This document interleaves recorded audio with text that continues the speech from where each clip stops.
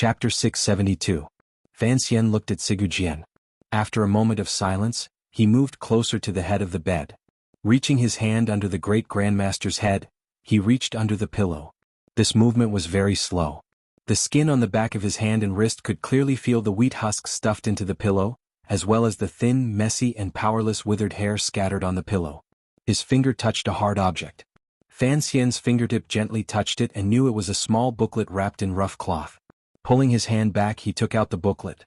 Fan Xian didn't immediately lift the rough cloth. Instead, he stared in a daze at the booklet, confirming the guess in his heart. This was a relic left behind by Imperial Advisor Ku He. It had been solemnly given to him by Sigujian's hand. Presumably it was a rare treasure. For such a thin booklet, the true value was probably the things recorded in it. Sigujien did not rush him. He only calmly and indifferently looked at the corner of the wall. It was as if he was not by his side and had not stretched his hand to the back of his head earlier. In the end, Fan Xian couldn't resist his powerful curiosity. In front of Sigujien, he lifted the cloth and saw the contents inside. Different from what he had imagined and what Sigujien had said, it was not a small booklet inside. Rather, it was two booklets. Fan Xian shook his head and smiled. Carelessly, he flipped open the booklet on top. Looking at the extremely familiar heart of Tianyi Dao that he could recite backwards, he could not hide his helpless smile. Before Sigujien died, he had personally given him pointers on the knowledge of heart and sword intent. Before Ku He died, he had never forgotten to give the heart of Tianyi Dao to Fan Xian. Fan Xian's mouth tasted bitter. It looked like these strange creatures of the older generation were truly a group of strange creatures. They had placed their last hope in resisting the great Qing Emperor on him. Before the great Grandmaster left this world, he wanted to leave behind a sufficiently powerful enemy for the Qing Emperor. Enemies outside of the Qing Kingdom were no longer enough to be feared, so this person had to be chosen from within the Qing Kingdom. Ku He had his second disciple forcefully extend Chen Pingping's life and set up chess pieces in Shiliang Road. He had calculated that after his death, Fan Xian, this young man, and his cheap father, would certainly have some cracks that Northern Qi could use because of what had happened in the past and what was happening now. Sigujien gave Dongyi to Fan Xian with both hands, but he also gave Fan Xian a large bag. It was very, very heavy. You guys really think highly of me? Fan Xian shrugged his shoulders. His finger gently tapped the supreme heart that the Qing Mountain faction viewed as a treasure. Or perhaps you are too daring. You have actually placed such an illusory hope on me. Your mother is a person of Dongyi. It is only natural that I place my hopes on you. Sigujien said in a raspy voice. However, for Ku He, that damn baldy, to be willing to give you such a large gift is truly beyond my expectations. Fan Xian looked at the heart of Tianyi Dao in a daze. He thought that before Ku He died, he probably still thought that what he had learned from Haitang was an improved version of the heart of Tianyi Dao. He did not know that because Haitang was worried about his injuries, she had disregarded her teacher's orders and passed on the true heart of Tianyi Dao to him. That was in the distant past, far away in Jiangnan. He didn't know what Haitang was doing on the grasslands. Over there, the Hugu had already stirred up trouble, and internal strife had begun in Shihu. No matter how talented she was, she would not be of much use far away from the northern Qi border. Before Ku He died, he had given the true heart of Tianyi Dao to Fan Xian in hopes of gathering the power of many people and creating another great grandmaster in this world. Learning too many things is not necessarily a good thing, Fan Xian said. Sigujien slanted his eyes and glanced at him. I know you have long learned the things of the Qing Mountain faction. It looks like Ku He has never met you, so he doesn't know this. The booklet he gave you is indeed not very useful. However, this book is still somewhat useful to the disciples of the Sword Hut. Fan Xian looked at him calmly. Of the 4 great grandmasters in the world, only Ku He and Sigujien widely accepted disciples. Given Sigujien's ability to teach, he had suddenly obtained the secret of Tianyi Dao. How could he not make use of it and pass it on to his disciples? This is for you. Furthermore, it is the trust the damn baldy had in me, Sigujien said proudly. I disdain to look at his things. The corners of Fan Xian's mouth twitched slightly. He nodded and said, If I didn't tell you about the 10 family village matter, would you not have given this book to me? Perhaps these words hit the nail on Sigujien's head. Sigujien had to determine just how loyal Fan Xian was to the Qing Emperor and how much care he might have for Dongyi before he could make up his mind. Handing over Ku He's things was also one of his decisions. This great grandmaster did not admit to this. He only coldly said, You have learned this book before. What difference does it make if I give it to you or not?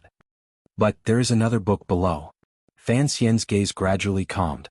Picking up the second book, he stared at Sigu Jian and asked, "The four great grandmasters have stood side by side for a long time. You disdain to look at Tianyi Dao's martial methods because you are very familiar with Ku He's martial methods. You know that no matter what realm you practice it to, it will be impossible for the sword hut to make a qualitative leap. Are you not curious as to what the small book Ku He solemnly handed to you is placed with the heart of Tianyi Dao?" The small book was even thinner, only about 20 pages. Fan Xian's palm pressed against the book.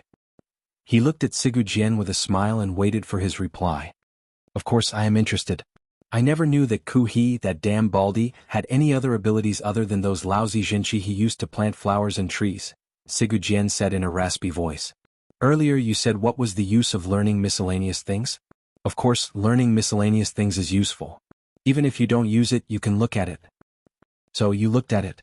Sigu Jian did not deny it. Coldly he said, "I want to be a postman so I can look at it." After a moment of silence, Sigu Jian closed his eyes slightly and said, "Unfortunately, I don't understand it." As he said this, Fan Xian had already curiously flipped open the small booklet below.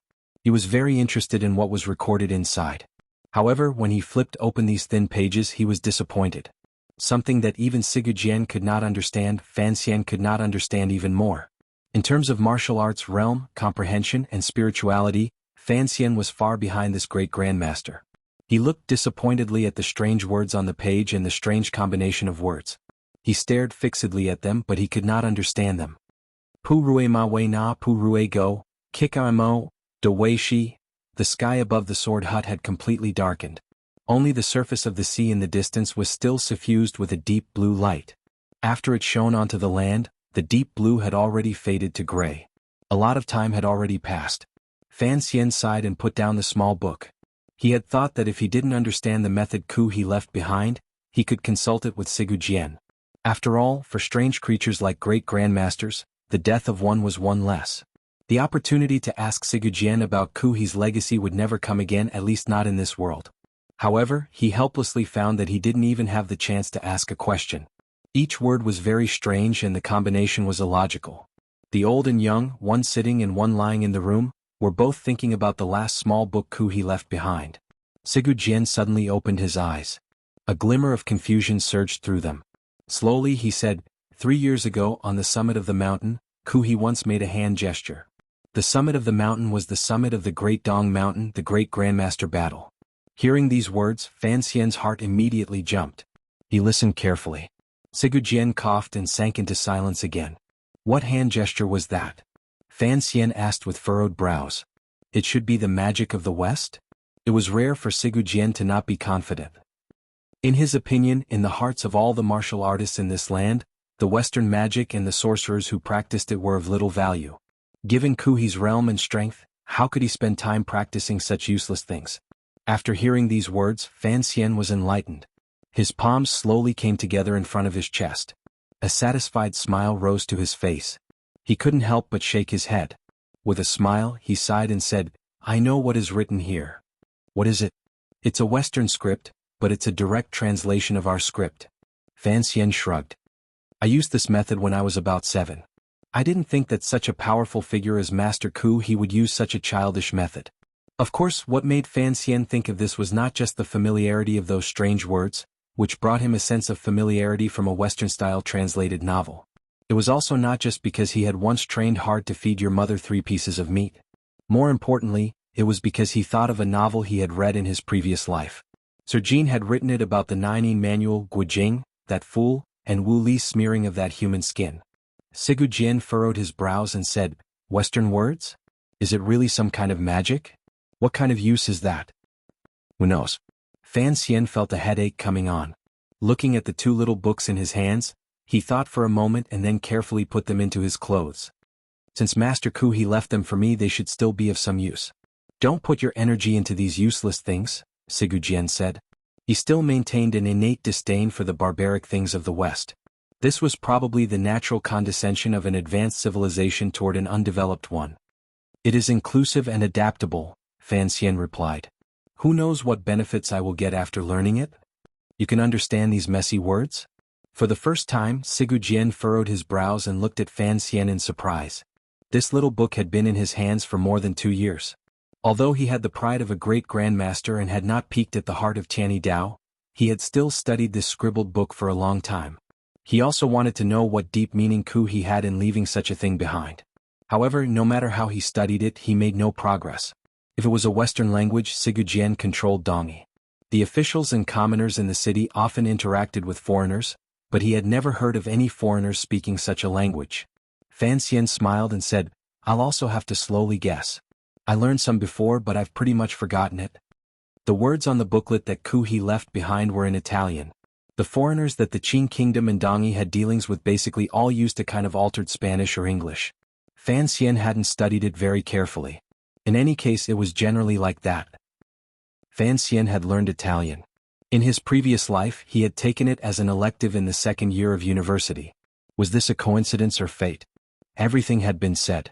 The matters that Sigujien needed to hand over had already been discussed with Fan Xian. They had already discussed each other in detail. Fan Xian rose from the side of the bed. Just as he was about to leave the room, he suddenly lowered his eyelids slightly and asked seriously, "I still don't understand why you chose me." Yi Qingmei could indeed be considered half a Dongyi person, but it was clear that she had put in more effort in the Qing kingdom. Anyone who had seen the yellow-clothed woman frowning at the riverbank would think this. Just because of the so-called household registration, she placed the freedom of Dongyi on Fan Xian's body, on this young noble of the Qing kingdom who had once caused Dongyi to suffer countless losses. Did she not need a reason? Sigujien said, "It is said that a person without hobbies cannot be befriended. I once judged that you have no heart for the world, so you cannot succeed. However, a person without hobbies is nothing more than two kinds. One is a saint and the other is a fake." "You are a person without hobbies," Sigujien continued.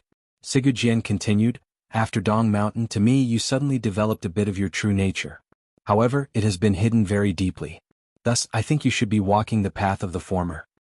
Is there someone in this world who does not act for his own personal benefit or the benefit of a country, but only for his own peace of mind?" Sigujien looked at him indifferently. "There was one before and I hope there will be one in the future. If my gamble is wrong, then it's wrong. I don't care. A person who is about to die is always the bravest gambler." Fan Xian was silent for a long time. He then walked out of the quiet room and to the side of the sword pit. He saw 13th Wang, silently crying sorrowfully and wiping his tears with his sleeve like a child.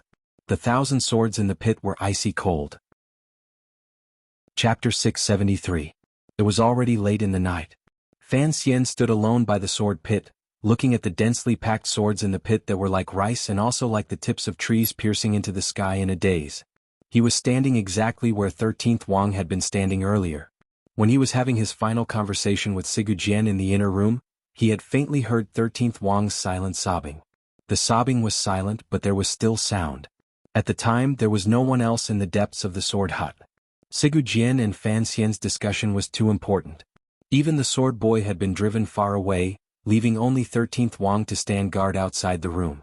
Fan Xian understood that Sigujien was using this to express his attitude.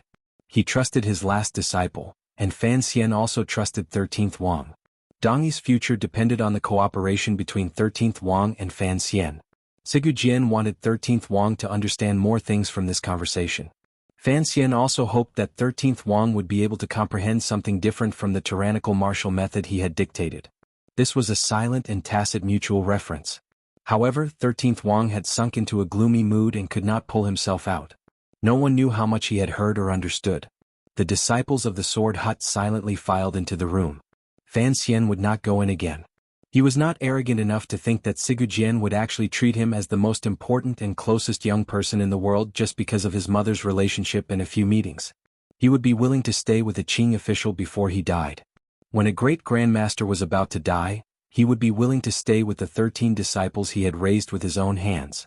Sigujien should be in the room making arrangements for his funeral. Many of these funeral matters were related to Fan Xian or matters that Dongyi had to cooperate with Fan Xian. It was not convenient for Fan Xian to eavesdrop. He sighed and walked toward the outside of the sword hut. He didn't know if Sigujien's final order could suppress Yun Jilan's backlash. Fan Xian had no way to confirm this matter. Walking out of the sword hut, the subordinates of the Overwatch Council and Dongyi's officials came forward to greet him. They all had different kinds of heavy expressions. Fan Xian shook his head.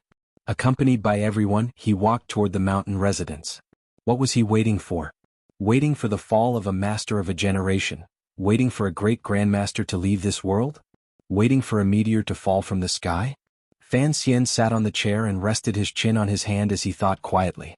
Around the sword hut, the chirping of insects gradually rose, and the croaking of frogs had already begun. There was a cool breeze and a bright moon. In the distance, the sea breeze was slightly damp and salty, making the shadows of the moon blur. At this moment, he was sitting in the garden near the cliff of the mountain residence. Separated by the stone gate, he looked at the grass hut not far away from his feet. He let the moonlight shine on his body, adding a bit of coldness that did not match the season. The faint light in the depths of the grass hut continued to shine. It was as if it was going to shine forever. Sigu Jian, on his deathbed, should still be giving his final instructions to his disciples. No one knew if there would be any disputes or strange movements in the hut. The 13 disciples of the sword hut worshipped Sigu Jian from the bottom of their hearts. Presumably, no one would dare to betray their teacher. What about Yun Jilan? Fan Xian narrowed his eyes and looked at the faint light in the depths of the grass. Suddenly, he raised his head and glanced at the moon. Looking at the moon drawing a long arc in the sky, only then did he realize that a number of hours had already passed since he had sat and waited in the mountain residence. The night was already so deep that it could no longer be pulled back. When he turned his head, he saw that in the flower garden halfway up the mountain residence, the wind moved the petals. A shadow followed the angle of the moonlight and quietly came to his side. Fan Xian quietly asked, "Your injury has healed? Why didn't you stay in Jiangnan? Why did you insist on coming back?" The shadow stood in the shadow of the stone gate. His eyes gazed indifferently at the grass hut at the foot of the mountain. "No one knows I've returned." Fan Xian had long been worried that the emperor would develop suspicion and murderous intent toward Qin Pingping because of the shadow's relationship with Sigu Jian. Thus he had forcefully sent the shadow back to Jiangnan. He had not thought that the shadow would suddenly appear in Dongyi. Without needing to think too much, Fan Xian knew why the shadow had come. He sighed and said, "Do you still hate him?"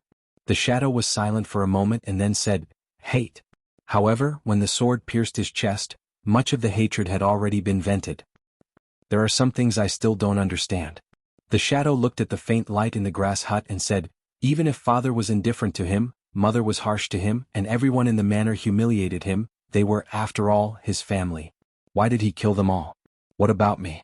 I was the only person in the manor who saw him as an elder brother. Why did he kill me as well?" Fan Xian gazed at him and said, "You didn't die, did you?" The shadow's body shook slightly. It was clear that his injury had not healed. The injury in his body made his state of mind not as valiant as it was at its peak. "He's going to die. Everyone has to die." Fan Xian sat under the stone gate and gently patted the rough stone surface. "For your elder brother to be able to live for so long is already inexplicably astonishing." The light in the depths of the grass sword hut was very dim. It was as if it could go out at any moment. The thin and weak Sigu Jian had already sat up from under the blankets. He had washed his face and combed his hair again. A might that no one dared to look directly at rose again on his cold face. The first disciple of the sword hut, Yun Jilan, held his teacher's arm and helped him sit properly on the bed. 13th Wang brought the water basin outside and poured the dirty water into the Holy Land sword pit. He then returned to the room to help his eldest brother support his teacher. Of the 13 disciples of the sword hut, other than the first disciple and youngest disciple by Sigu Jian's side, the other 11 disciples all knelt in front of the bed with sorrowful expressions. Occasionally, traces of wetness appeared at the corners of some of their eyes. Sigu Jian used a clear and cold gaze to stare at the third and fourth disciples. He did not specifically instruct them on that matter. In a quiet voice he asked, "Do you remember what I said earlier?" The disciples of the sword hut kowtowed and replied, "We will follow teacher's orders." Just like that, the affairs of Dongyi were settled. Although the disciples of the sword hut had long guessed their teacher's intentions from the movements of these few months, they had not thought that their teacher would place such a large bet on Fan Xian and give him such complete support. Although there was confusion, sorrow, and fear in the hearts of the disciples, no one dared to raise any objections in front of their teacher. Even Yun Jilan maintained his silence. Sigu Jian spoke more and more slowly. The emotions on his face grew fainter and fainter. He looked more and more like the great grandmaster who had not been injured and did not show his emotions on the outside.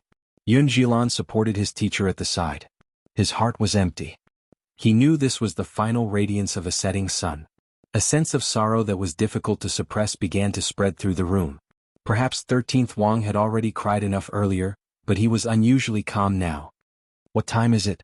Sigurd took 2 deep breaths and asked quietly in a raspy voice. It's almost daybreak, Yunjilan replied respectfully and warmly to the side. The passing of Dongyi's last words took up an entire night. No one knew what other plans Sigurd had laid down after he sent Dongyi away with both hands. No matter what you do, once you make up your mind to do it, you have to do it to the extreme. Just like in the future of the Sword Hut, since I have chosen him, you have to help him to the extreme. Since it is a large gamble, you have to put all of your capital into it. Any self-reflection or hesitation is a pain that Dongyi will find difficult to endure. Do you understand? Sigurd sat on the bed. His gaze slowly swept across the disciples on the ground and finally landed on Yunjilan's face. Yunjilan was silent for a long time and then nodded.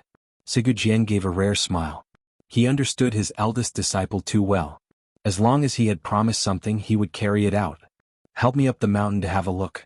The sky is about to brighten. I want to have a look. An inauspicious croaking suddenly rang out from Sigurd chest. It sounded like the sound of a netherworld spring calling for water under the yellow earth. The great grandmaster's face also began to show a strange whiteness. Yunjilan's heart ached. He held tightly to his teacher's withered arm.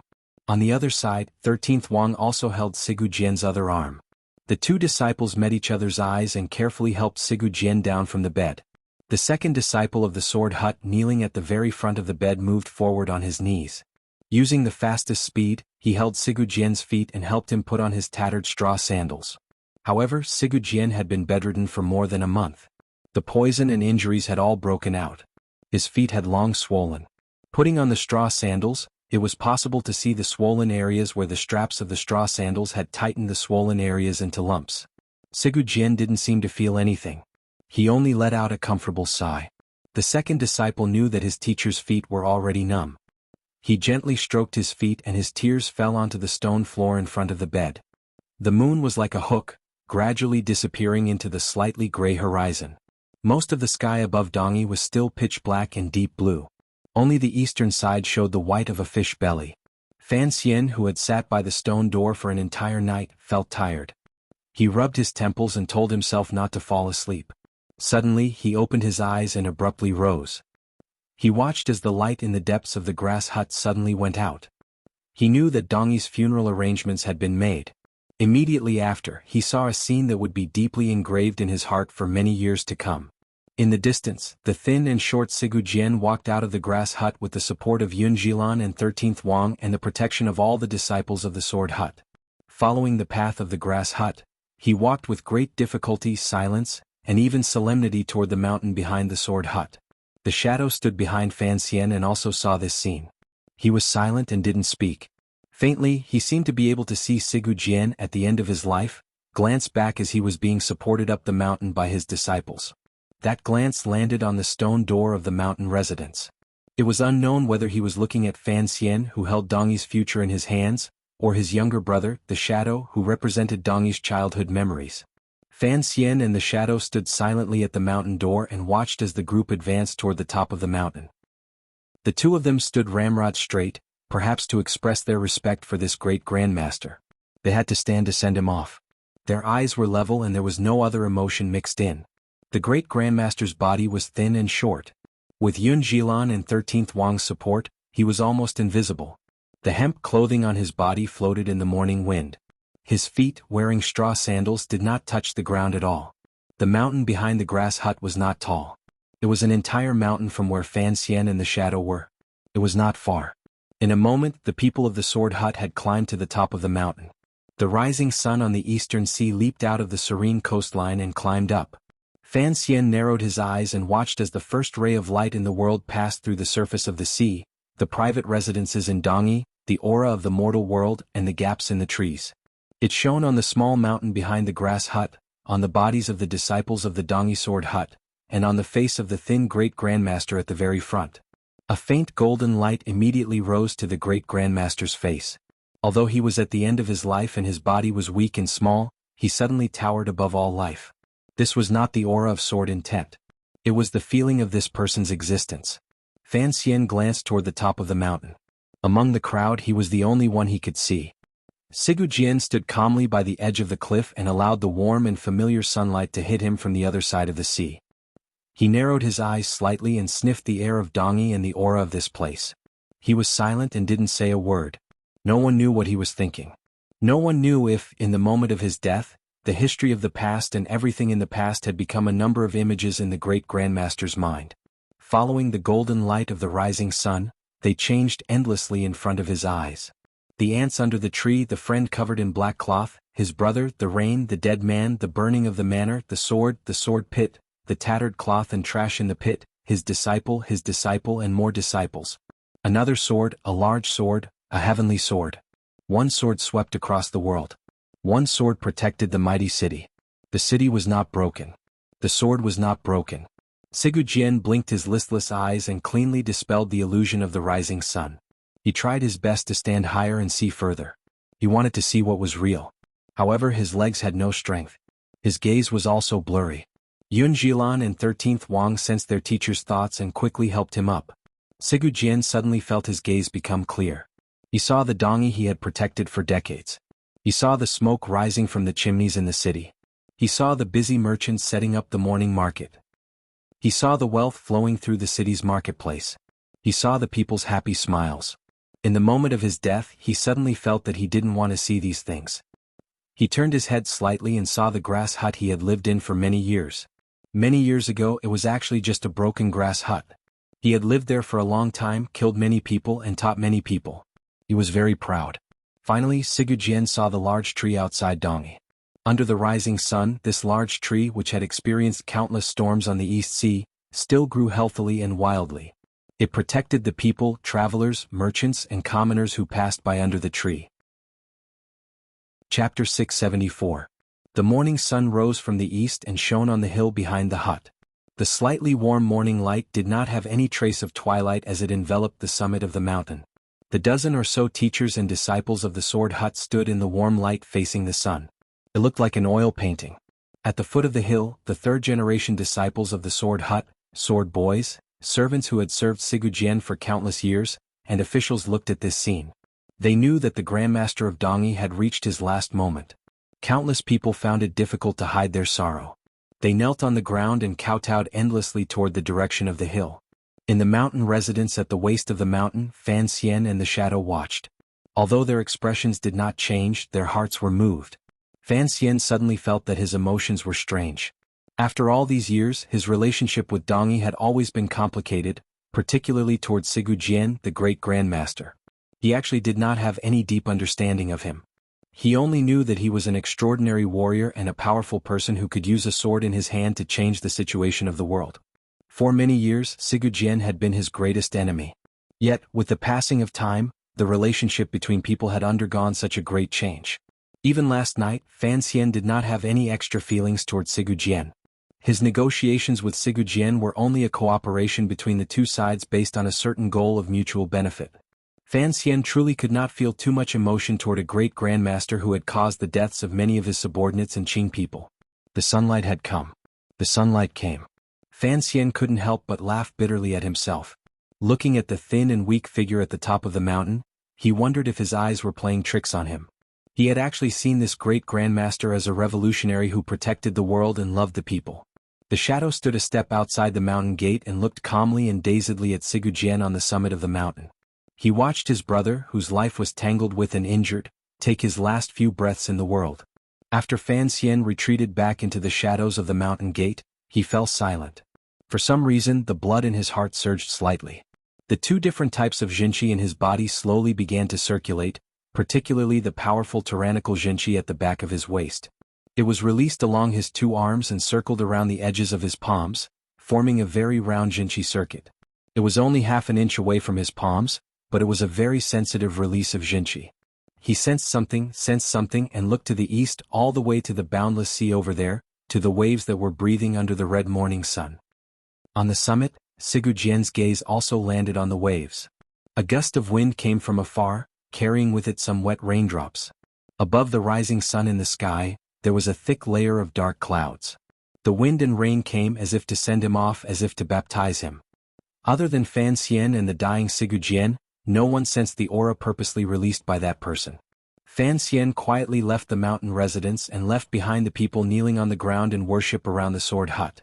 He swept diagonally into Dongyi, raising his speed to the fastest level. In a short time he had stepped over private residences and businesses, passed by the ships in the harbor, and arrived outside of Dongyi, on a secluded beach near the shore of the East Sea. The raindrops by the shore were already falling densely, hitting the beach and creating tens of thousands of holes. A gray shadow swept past and then stopped valiantly on a rock by the beach. It was Fan Xian. He narrowed his eyes and looked at the small holes the raindrops had made on the beach. Suddenly he thought of the marks left on the beach when he saw half a small boat sink under the cliff in Danzhou many years ago.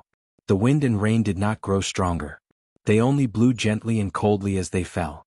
The morning sun rose higher. After rising into the rain clouds, the light in all of Dongyi grew dim, particularly on the ocean. The waves crashed against the rocks and stirred up endless mist.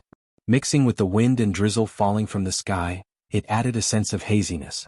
Behind the mist, the figure of a giant ship slowly appeared. The body of the ship was enormous. It was an ocean-going merchant ship that could withstand tens of thousands of li of ocean waves. The ship was unable to get close to the shoreline covered in rocks. It only appeared in the distant ocean. Although it was far away, the inexplicable sense of pressure still made Fan Xian feel a glimmer of nervousness. The sea suddenly calmed down at this moment. Although the wind and rain continued, the raindrops fell silently into the sea, fell silently into the sand and moistened the world silently. The waves no longer violently crashed against the shore, but slowly rose and fell, as if this continent was breathing. A small boat came faintly through the white mist. Fan Xian took a deep breath. He then stepped onto the slightly wet and soft sand and walked toward the seaside to welcome the arrival of the small boat. A person stood at the bow of the small boat with his hands behind his back. His slightly white hair was tied behind his head with a strip of cloth. His face was strange and his eyes were clear and unfathomable. He wore a straw hat on his head. Although the hat was small, it stopped the gentle and dense wind and rain from approaching the small boat. There was a person sitting at the bow of the boat. He also wore a straw hat, but the brim of the hat did not hide his different-colored hair or the strange and terrifying smile at the corners of his lips. Yi Luyan had come. When Sigurjian was about to die, he had finally come to see him off. Fan Xian felt slightly shocked. He then looked at the person sitting at the end of the boat and smiled warmly. Sir Feijia had also come. At a time when he was about to be exhausted, being able to see someone close to him actually diluted the shock Yi Luyan's sudden appearance brought. The small boat neared the seaside. Yi Luyan stood quietly at the bow of the boat. His gaze passed through the green trees and hills by the seaside and cast into the distance. Sigurjian was probably on the hill in that direction, looking wretchedly and coldly at the seaside.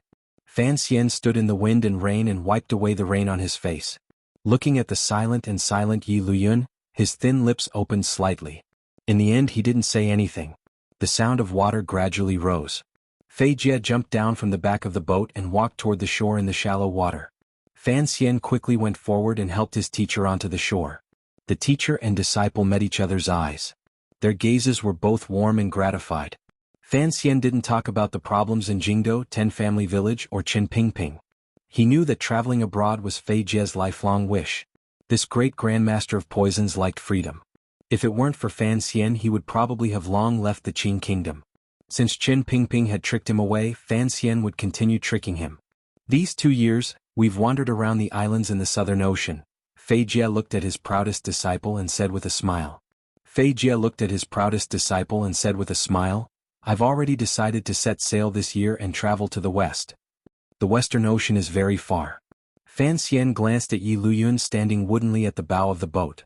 Ignoring the great grandmaster, he held his teacher's hand and walked a little further.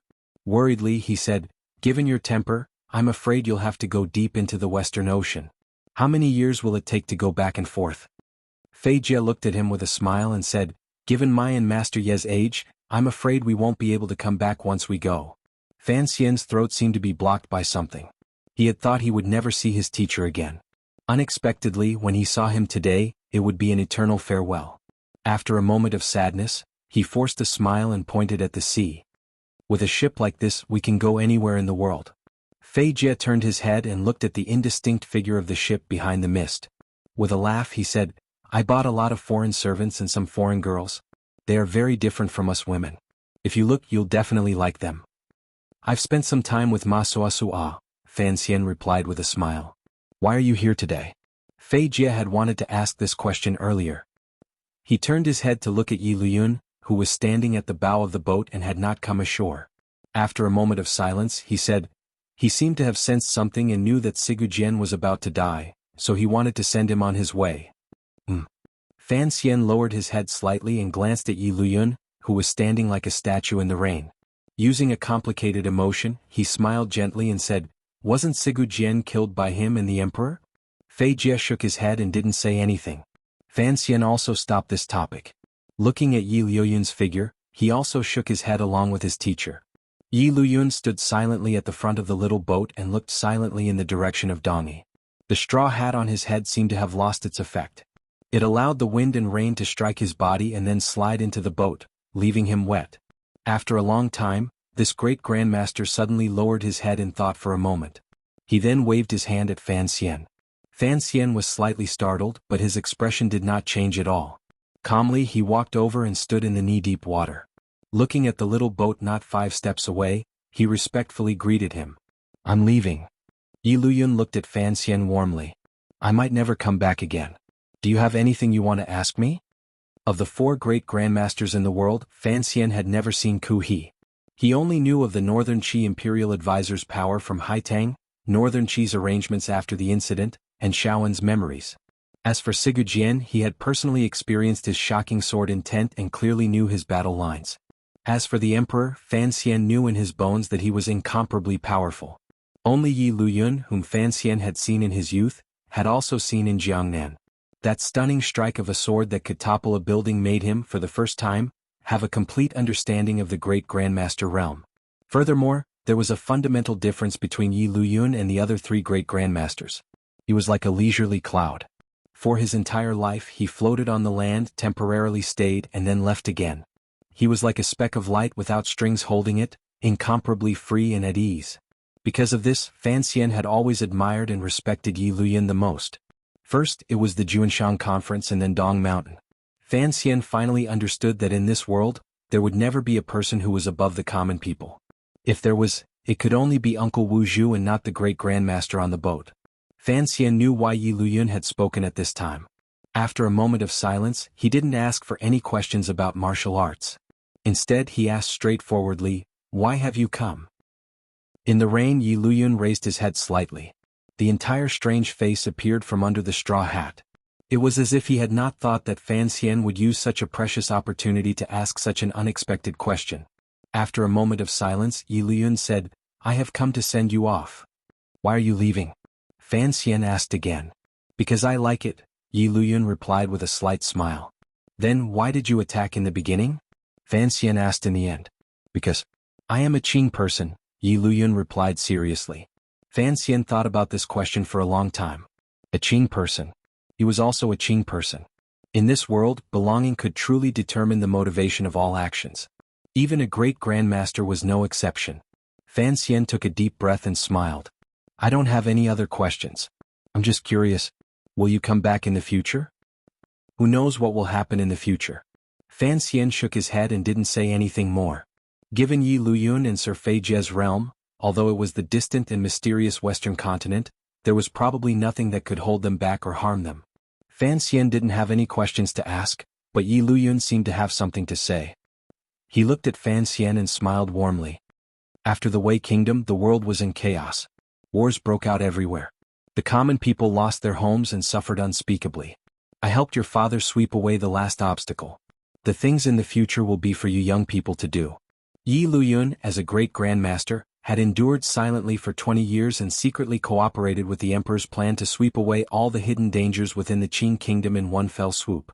He removed the 2 biggest obstacles to unifying the world, Ku He and Sigu Jian.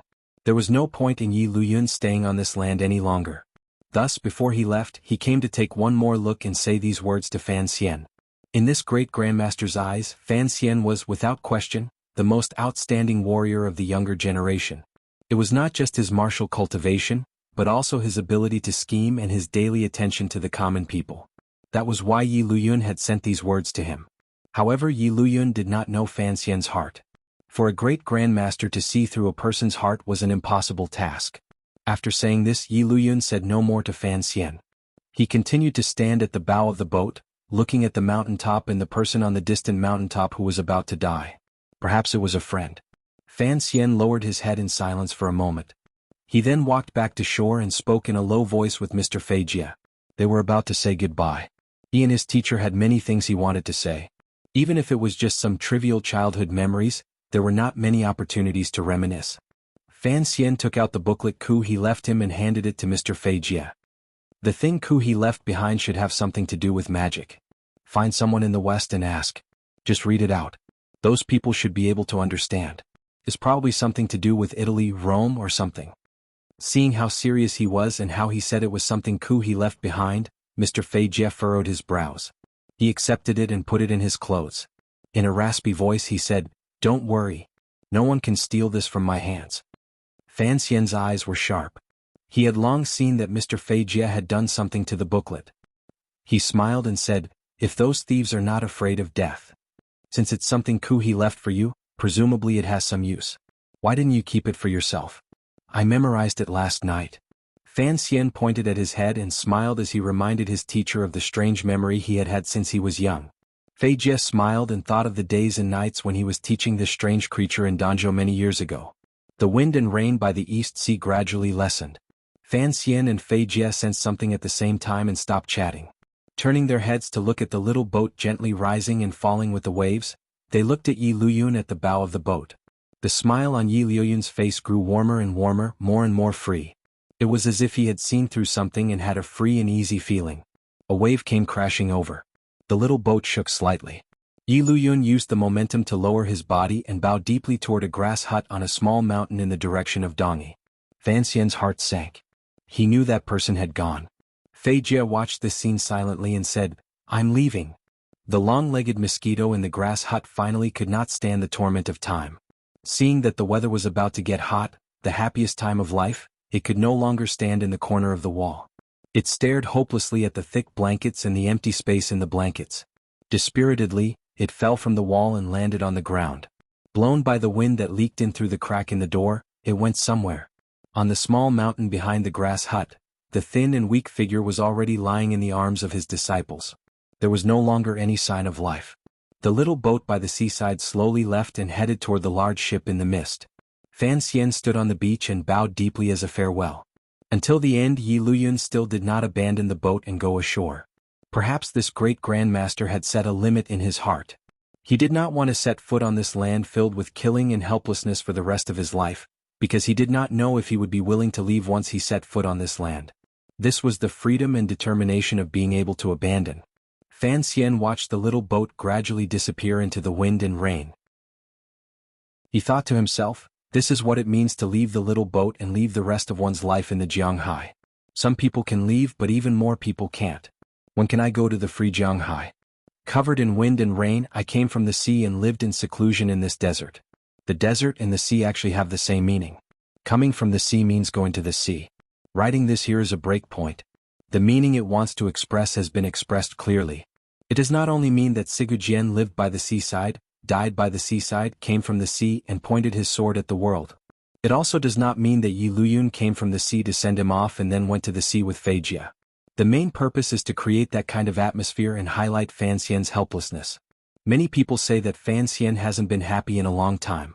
Using the words written by Jiang Yizhao 4 years ago, it is already like this. How can one still laugh? Chapter 675. After Yi Luyun and teacher Fei left, Fan Xian sat alone by the seaside for a long time. The shadow of the ship had long disappeared. His gaze was still focused on the boundless ocean. The wind and rain on his body had not weakened at all.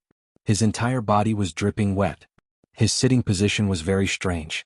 Hugging his knees, he looked like a cute little boy. In reality, everyone knew that Fan Xian could not be a simple little boy. The 2 waves of Jinqi in his body slowly circulated and flowed.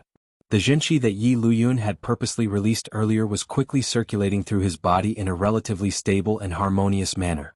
For him, this moment seemed to be an opportunity. A sudden spiritual light appeared because of the change in his heart and the change in the surrounding emotions. It gently shone in his heart. Fan Xian closed his eyes. His palms were naturally extended into the rain, allowing the rain to hit his palms. After a long time, Fan Xian's palms were still as dry as usual and as smooth as usual. It was as if the rain would never be able to truly land on his palms and wet any inch of his skin. Fan Xian's palms were covered in a faint layer of jinqi. This jinqi was released from every pore and then flowed back through every pore, forming a thin but interesting circuit. It was the strange and completely useless method he had practiced since he was young. Of course, this method had made him an ace climber in this world. He had once climbed the royal palace, Shi Mountain, and many dangerous places that humans would never have imagined. However, compared to the 6 years of time and energy he had put into this when he was young, this kind of result was truly not worth it. Back then Wu Zhu had not corrected him. Everyone knew that Wu Zhu did not know internal strength. However, the feeling today was different. There seemed to be a slight and obscure difference from the past. Fan Xian slowly opened his eyes and wiped away the rain on his face. He looked at his palms in a daze and was still lost in thought and speechless for a long time. Being able to separate true qi from the body and turn it into a sharp weapon that could injure people was a very powerful realm in itself, but it was not an unattainable realm. As long as one cultivated to a certain extent, coupled with a sufficiently brilliant qi circulation method, experts could barely achieve this. In particular, Fan Xian had personally seen Yi Liuyun's Sanzhou. The great grandmaster's fingers were like withered plum blossoms. Jinqi gushed out from his fingertips and pierced through the air in an instant. On the sandy beach under Danzhou's cliffs, tens of thousands of plum blossoms appeared. This kind of crisscrossing finger qi was already the highest realm for a human to break through the limits of the physical body and release energy outside of the body. However, Fan Xian felt something different today. It was completely different. He sank deep into thought in the wind and rain. The rain slid down his hair and onto his face. Some of it was blown away by the wind by the seaside. When the jinqi skillfully left his body for a moment and then returned, there seemed to be something extra. Given the realm of Fan Xian's state of mind, it was impossible for him to sense what was extra, but he sensed it. Amidst his surprise, he was immediately confused. Everything in the world was equal. How much jinqi was released from the body was how much jinqi could be taken back.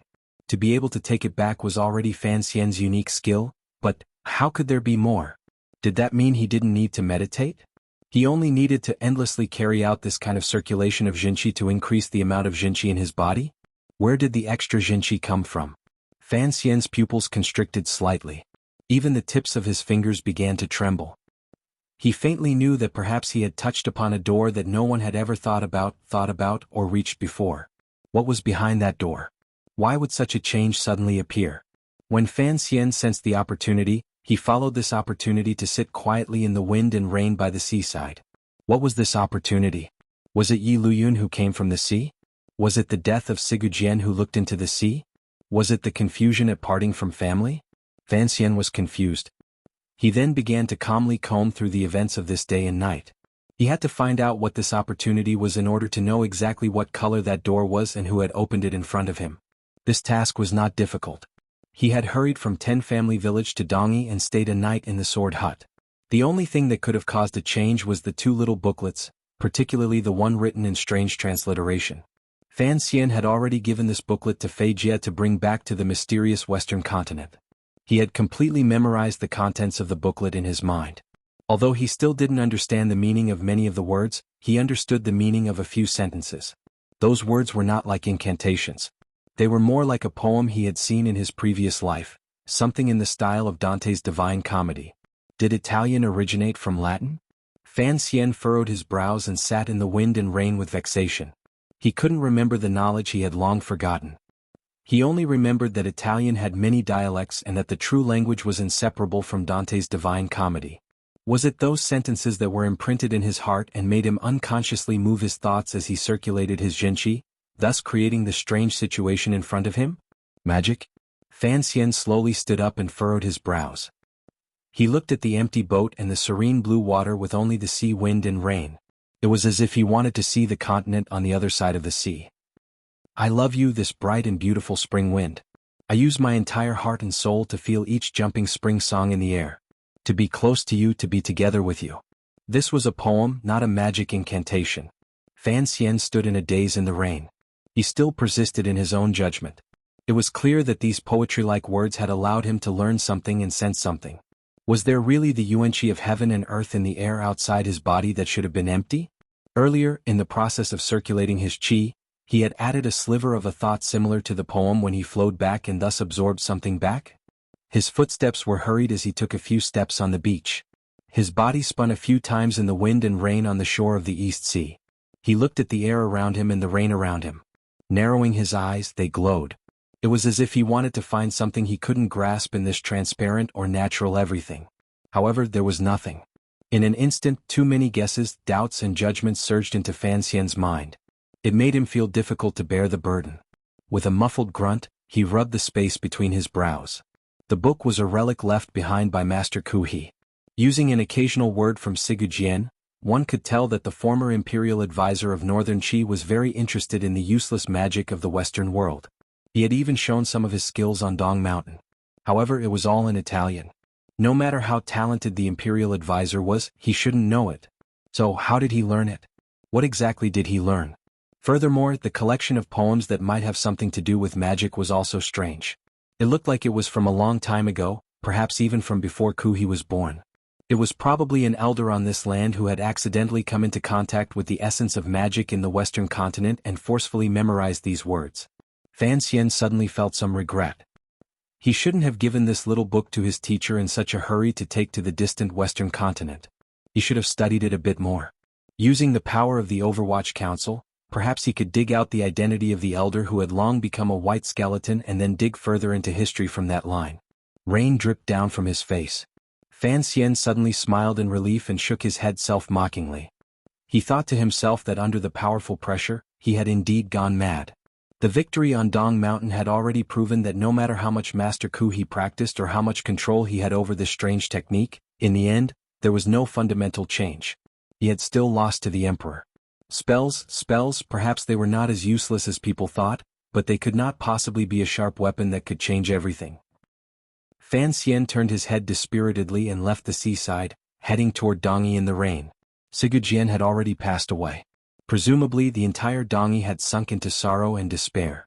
He had to go back and meet with the disciples of the Sword Hut to control the situation.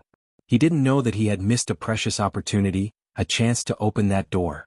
Regardless of whether it was on this land or that land, such an opportunity would only occasionally appear. Once it passed away, who knew how long it would take to see such an opportunity again? Fortunately, such an opportunity and luck were indiscernible things. They were always related to human perseverance and curiosity. Given Fan Xian's diligence and desire to explore, presumably, it would not take long for him to touch this door again.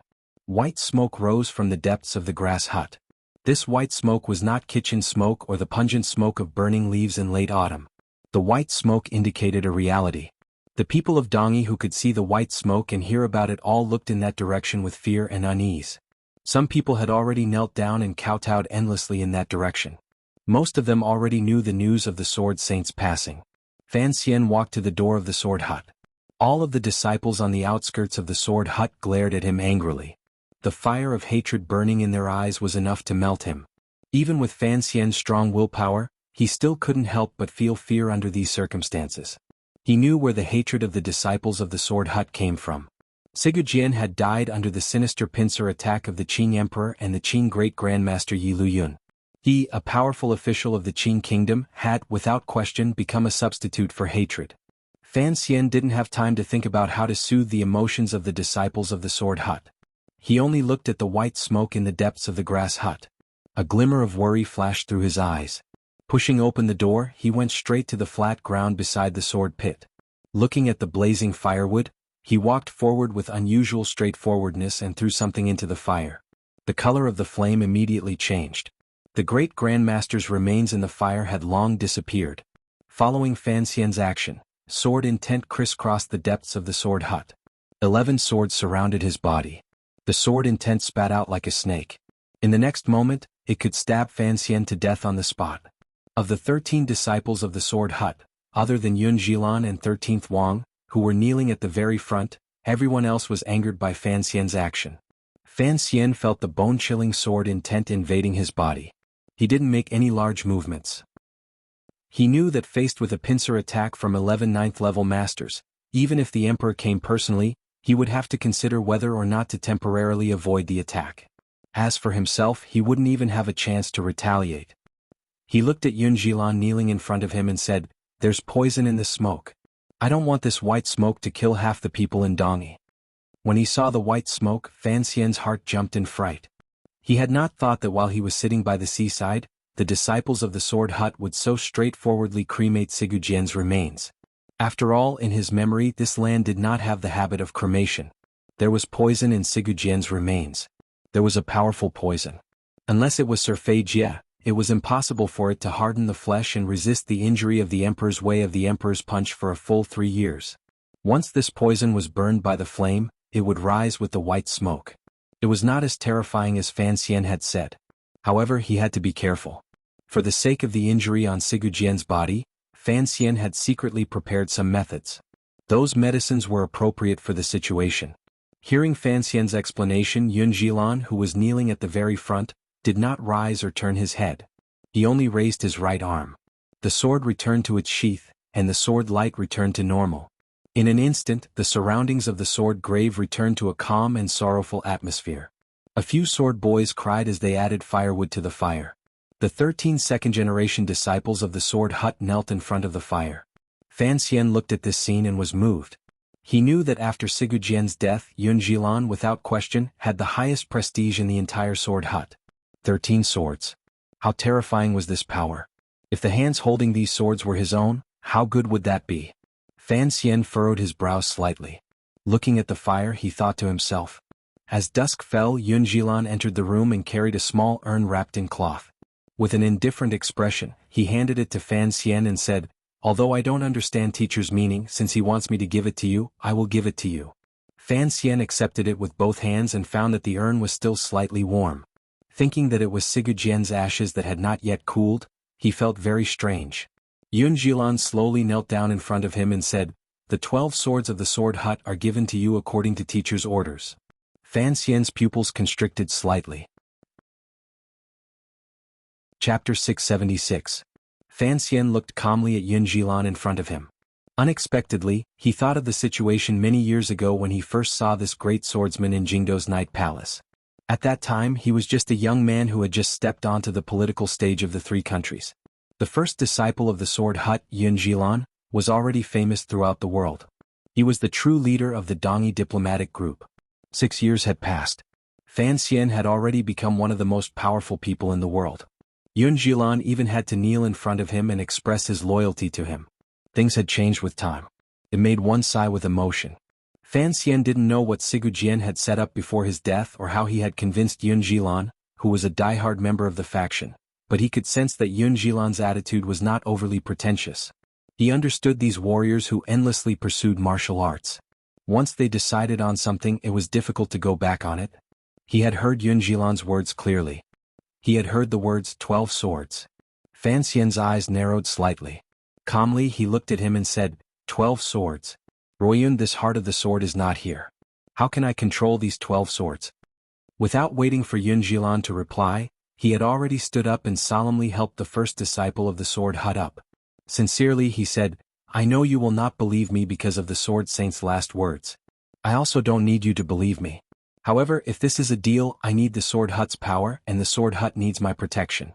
If you are not here, how can I hold these 12 swords tightly? There was no smile on Yun Jilan's face. Indifferently he said, my teacher has prepared a way to reassure Sir Fan Jr. After saying this, Yun Jilan turned and left, not giving Fan Xian any chance to exchange feelings or draw his heart of the sword to his side. Fan Xian stood in the room as if he had lost something. He thought about what Sigu Jian had arranged for Yun Jilan. In a moment he guessed one thing. Although Sigu Jian wanted to place a large bet on him, he still needed someone to keep him in check, watch and supervise him. Yun Jilan was the person who drifted away from the alliance of interest. Given his prestige in the hearts of the disciples of the Sword Hut, if Fan Xian's future actions harmed the interests of Dongi too much, with one order, of the 12 swords Fan Xian had in name, there would probably be only one pitiful and lonely sword left in an instant. The second disciple of the Sword Hut entered the room after Yun Jilan. Fan Xian looked calmly at the middle-aged man and found that his appearance was very ordinary. There was not a trace of anything outstanding between his brows. Even the sword intent on his body was deeply hidden. Wearing a slightly thick cotton robe, he did not look like a powerful swordsman. Rather, he looked more like a housekeeper. After the eldest disciple brother arrived, it was the second disciple brother. Fan Xian smiled bitterly in his heart. Sigu Jian's arrival had directly pushed him into the fire pit. The disciples of the Sword Hut seemed to have accepted his will and took turns reporting to him. Out of the corner of his eye, Fan Xian glanced at the brown urn beside him. A sense of loss appeared in his eyes. A sword saint had become a jar of ash beside his hand. His hand gently stroked the urn. It was as if he could still feel the warmth of Sigu Jian's ashes. Following the movement of his fingers, the gaze of the housekeeper-like second brother also changed. He immediately calmed down. He waved his hand and a few third-generation disciples of the Sword Hut carried in a few boxes. Fan Xian raised his head and asked with a slight smile, "Is this the Sword Saint's legacy?" The second disciple brother smiled and didn't say anything. It was not until all of the boxes had been placed in Fan Xian's room that he quietly said, "Of course, the property of the Sword Hut would not be this small. These are just some temporary businesses that can be used. Teacher said you needed silver right now, so I brought it over for you. There are also some accounts that I thought you would be interested in, so I brought them over on my own." Fan Xian was slightly surprised and quietly looked at this housekeeper-like Sword Hut ace. He would not underestimate this second disciple brother. On the contrary, of the 13 disciples of the Sword Hut, he had always thought that this second disciple brother was worth paying attention to. Putting aside the fact that this second disciple brother had been able to remain neutral during the internal conflict between Yun Jilan and 13th Wang and not be implicated, and that Sigu Jian had him stand guard outside the Sword Hut, it was clear that this person was deeply trusted by Sigu Jian. "Silver accounts?" Fan Xian looked at him with narrowed eyes and asked, "Thank you for your trouble. I still don't know what these accounts have to do with." The second disciple of the Sword Hut said evenly, "It has to do with Taiping Money House." Hearing these words, Fan Xian could no longer sit calmly on the low couch. Abruptly rising, he stared at the second disciple and didn't speak for a moment. In the end, he couldn't resist laughing self-mockingly. In an admiring tone, he said, "Unexpectedly, I don't think anyone would have thought that the owner of the largest money house in the world would be a warrior hidden in the Sword Hut. Taiping Money House, the largest money house in the world." Back then, the Ming family of the Qing Kingdom had such an enormous property. To a certain extent, it had to rely on the support of Taiping Money House's cash flow. Ever since this money house appeared in the world, it had been the largest and most reputable money house in the world, bar none. Furthermore, in decades, no other money house had been able to threaten its position. Even a few years ago, when Fan Xian and the Northern Qi Emperor secretly joined hands and used the old Ministry of Revenue officials his father had sent to manage it, they had created an abnormally large Zhaoshang money house. In front of Taiping Money House, it was still like an underdeveloped child. Fan Xian, who held the right to produce and sell the palace treasury, 2 smuggling channels, a brothel alliance and a large-scale money house, was without question the richest person in the world. He knew that although he had a lot of silver in his hands, compared to Taiping Money House, it was still not enough. This was because this Taiping Money House was deeply rooted in the commerce of the continent.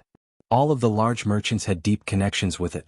If the Taiping Money House truly exerted its power, the amount of silver it could move could reach an astonishing level. Fan Xian was not a normal powerful official. He had the business and social economy of his previous life. In this life he also had dealings with merchants. Thus, he knew better than most people the terrifying power of Taiping Money House, as well as the use it could bring to bear.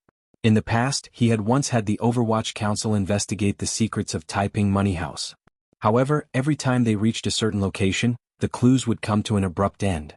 Since the largest money house in the world had its beginnings in Dongyi, it had a connection to the Sword Hut. At least, it had to have Sigu Jian's support. However, Fan Xian had never thought that the largest Taiping money house in the world was itself the property of the Sword Hut. The master of Taiping Money House was the second disciple of the Sword Hut. Fan Xian looked in a daze at the master of Taiping Money House. Endless complicated emotions welled up in his heart. Only now did he know how much Sigu Jian had bet before his death and how much power he had added to himself. The 12 swords were terrifying. The control of Dongyi was terrifying. What was truly terrifying was probably the boxes of accounts that had been sent into the room. The accounts of Taiping Money House. Fan Xian took a deep breath and bowed respectfully to the second disciple of the Sword Hut. Evenly he asked, "I still don't know your name." This respect was not for his identity as a disciple of the Sword Hut and his 9th level ace realm. Rather, it was for his position as the master of Taiping Money House.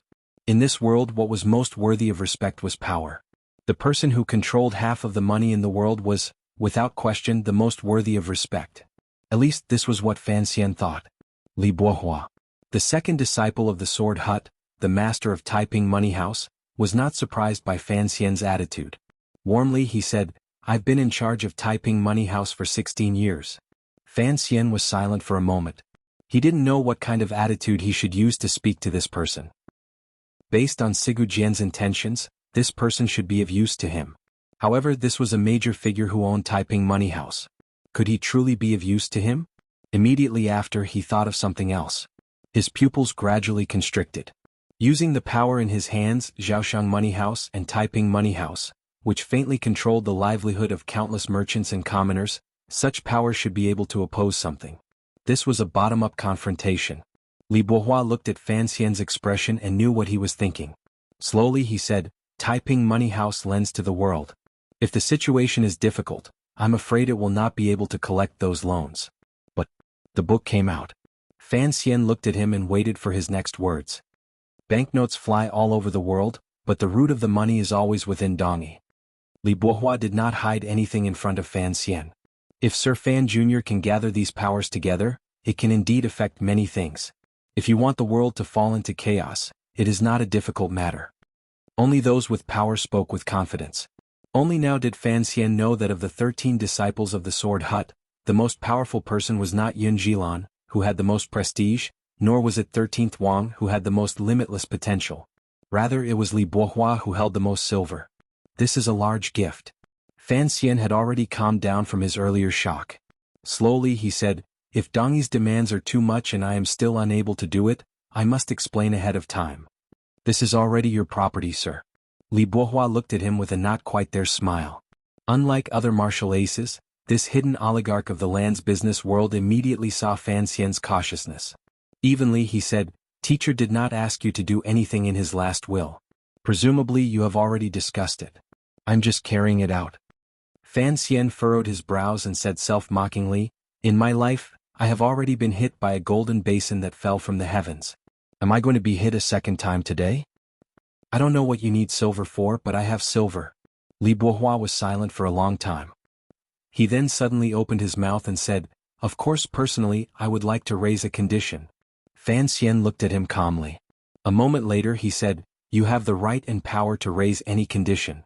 Li Bohua slowly rose and said, "Taiping Money House was first the property of the master of Dongyi's manor. Later it became the private property of the Sword Hut. I have spent a total of 16 years in it, and the money house has grown larger and larger. Please remember the money house is silver. It is not just the money house's silver. There is also the silver of all the merchants in Dongyi and even the silver of countless people in northern Qi and the Qing kingdom. If you want to use it, there must be a limit. You can't dig up all the merchants' silver."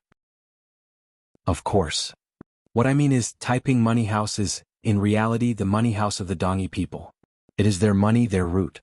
Li Bohua looked at him calmly and said each word clearly. "You only have half Dongyi blood. I want to remind you that our allegiance is only in name. We do not want to become Yanjing people, Jiangnan people, or Weizhou people. We only want to be Dongyi people. Speak frankly." Fan Xian looked at him with narrowed eyes. "We cannot station troops," Li Bohua furrowed his brows and said quietly. With these words, the corners of Fan Xian's lips twitched into a smile. Looking at him, he quietly said, "You are a smart person.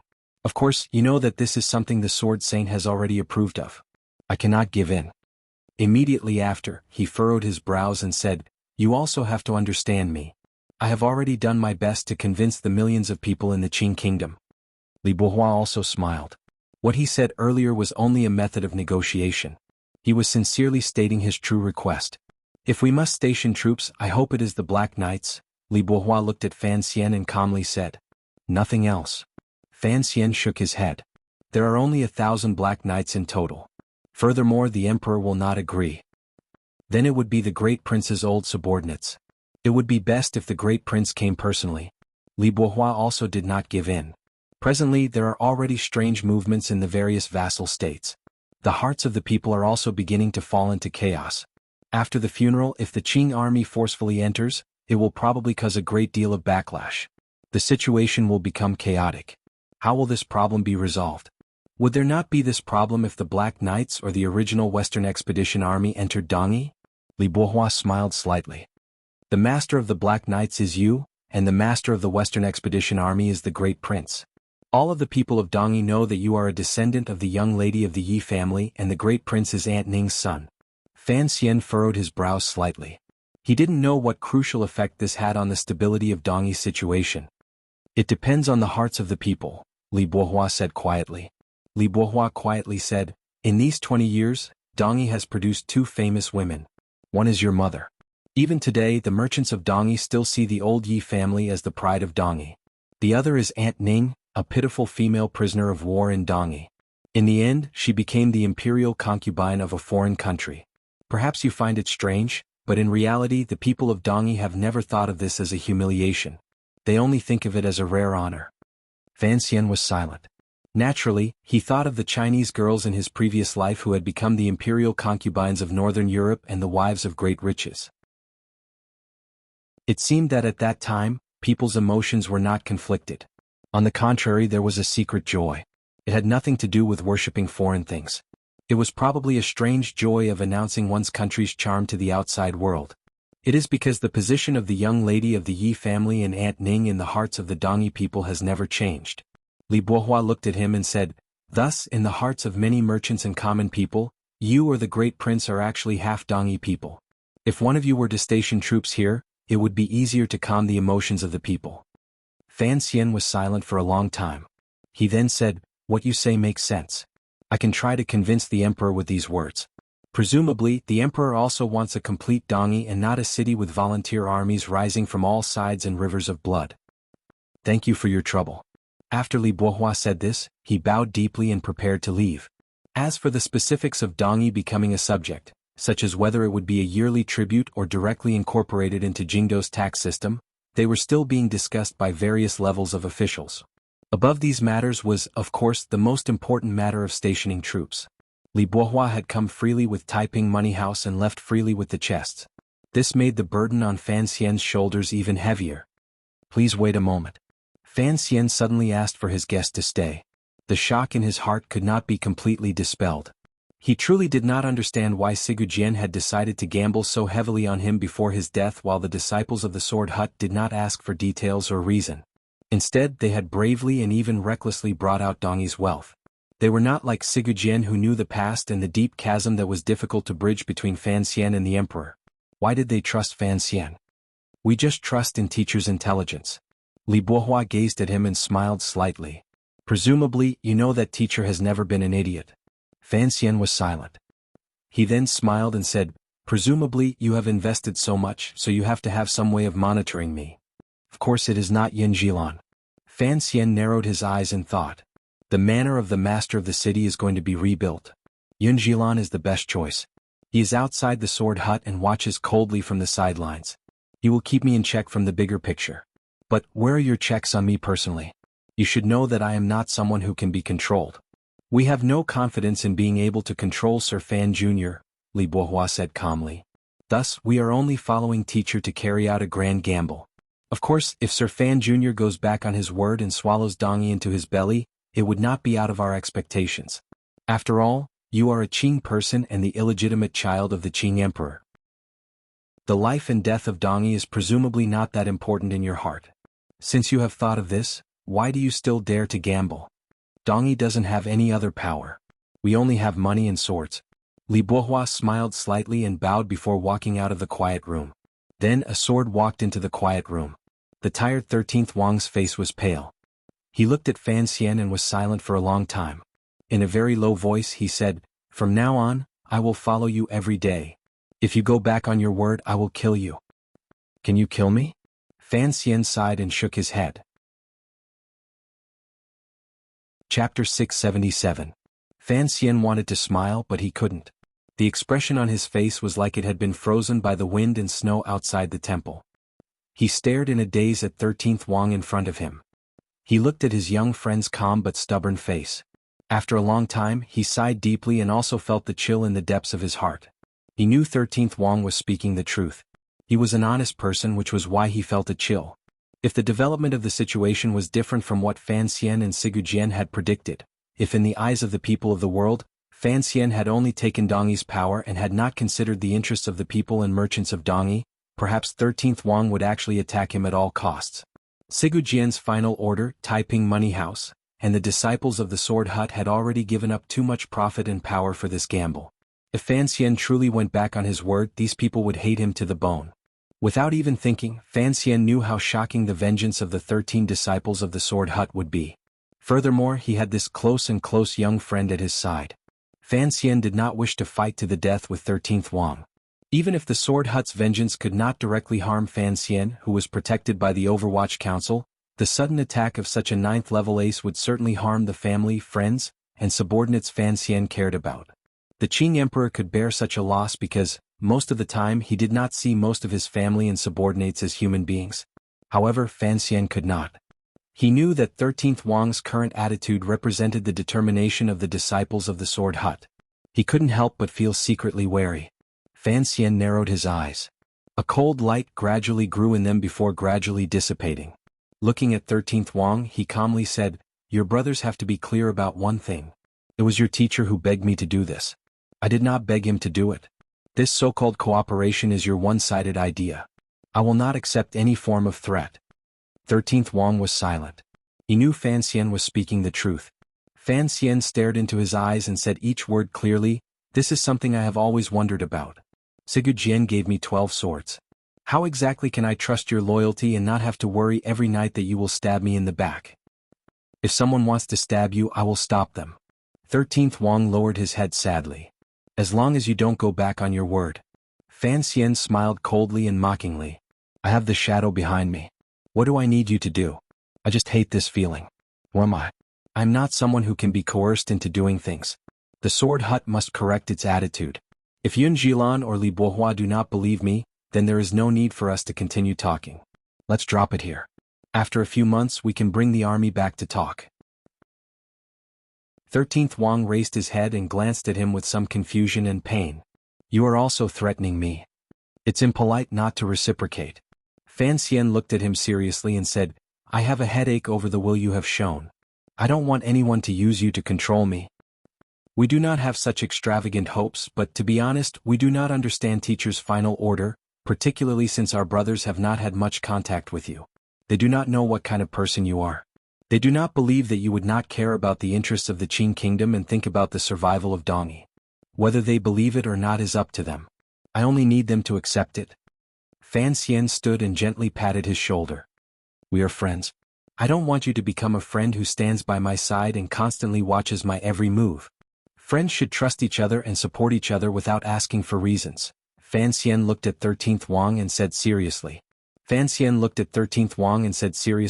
"You are the attitude Sigu Jian showed me, and it is also the attitude I showed Sigu Jian. Because of you, I was able to build this kind of trust between Sigu Jian and I. I hope that, from now on, you will learn to have your own attitude. People must live for themselves. In this world, there are already enough people who carry the so-called hatred of their countries and families and the righteousness of the common people. Your personality is not suited to doing this kind of thing." "You are suited for it?" 13th Wang faintly asked after understanding his words. "I had no choice. I was forced to do this." Fan Xian's lips tasted bitter. His heart was sorrowful. The corners of his lips twitched. Gazing outside the quiet room, he sighed and sang, "Look at that dark hole. Is that the thieves' nest? Why do I recognize them as thieves? But are they real thieves?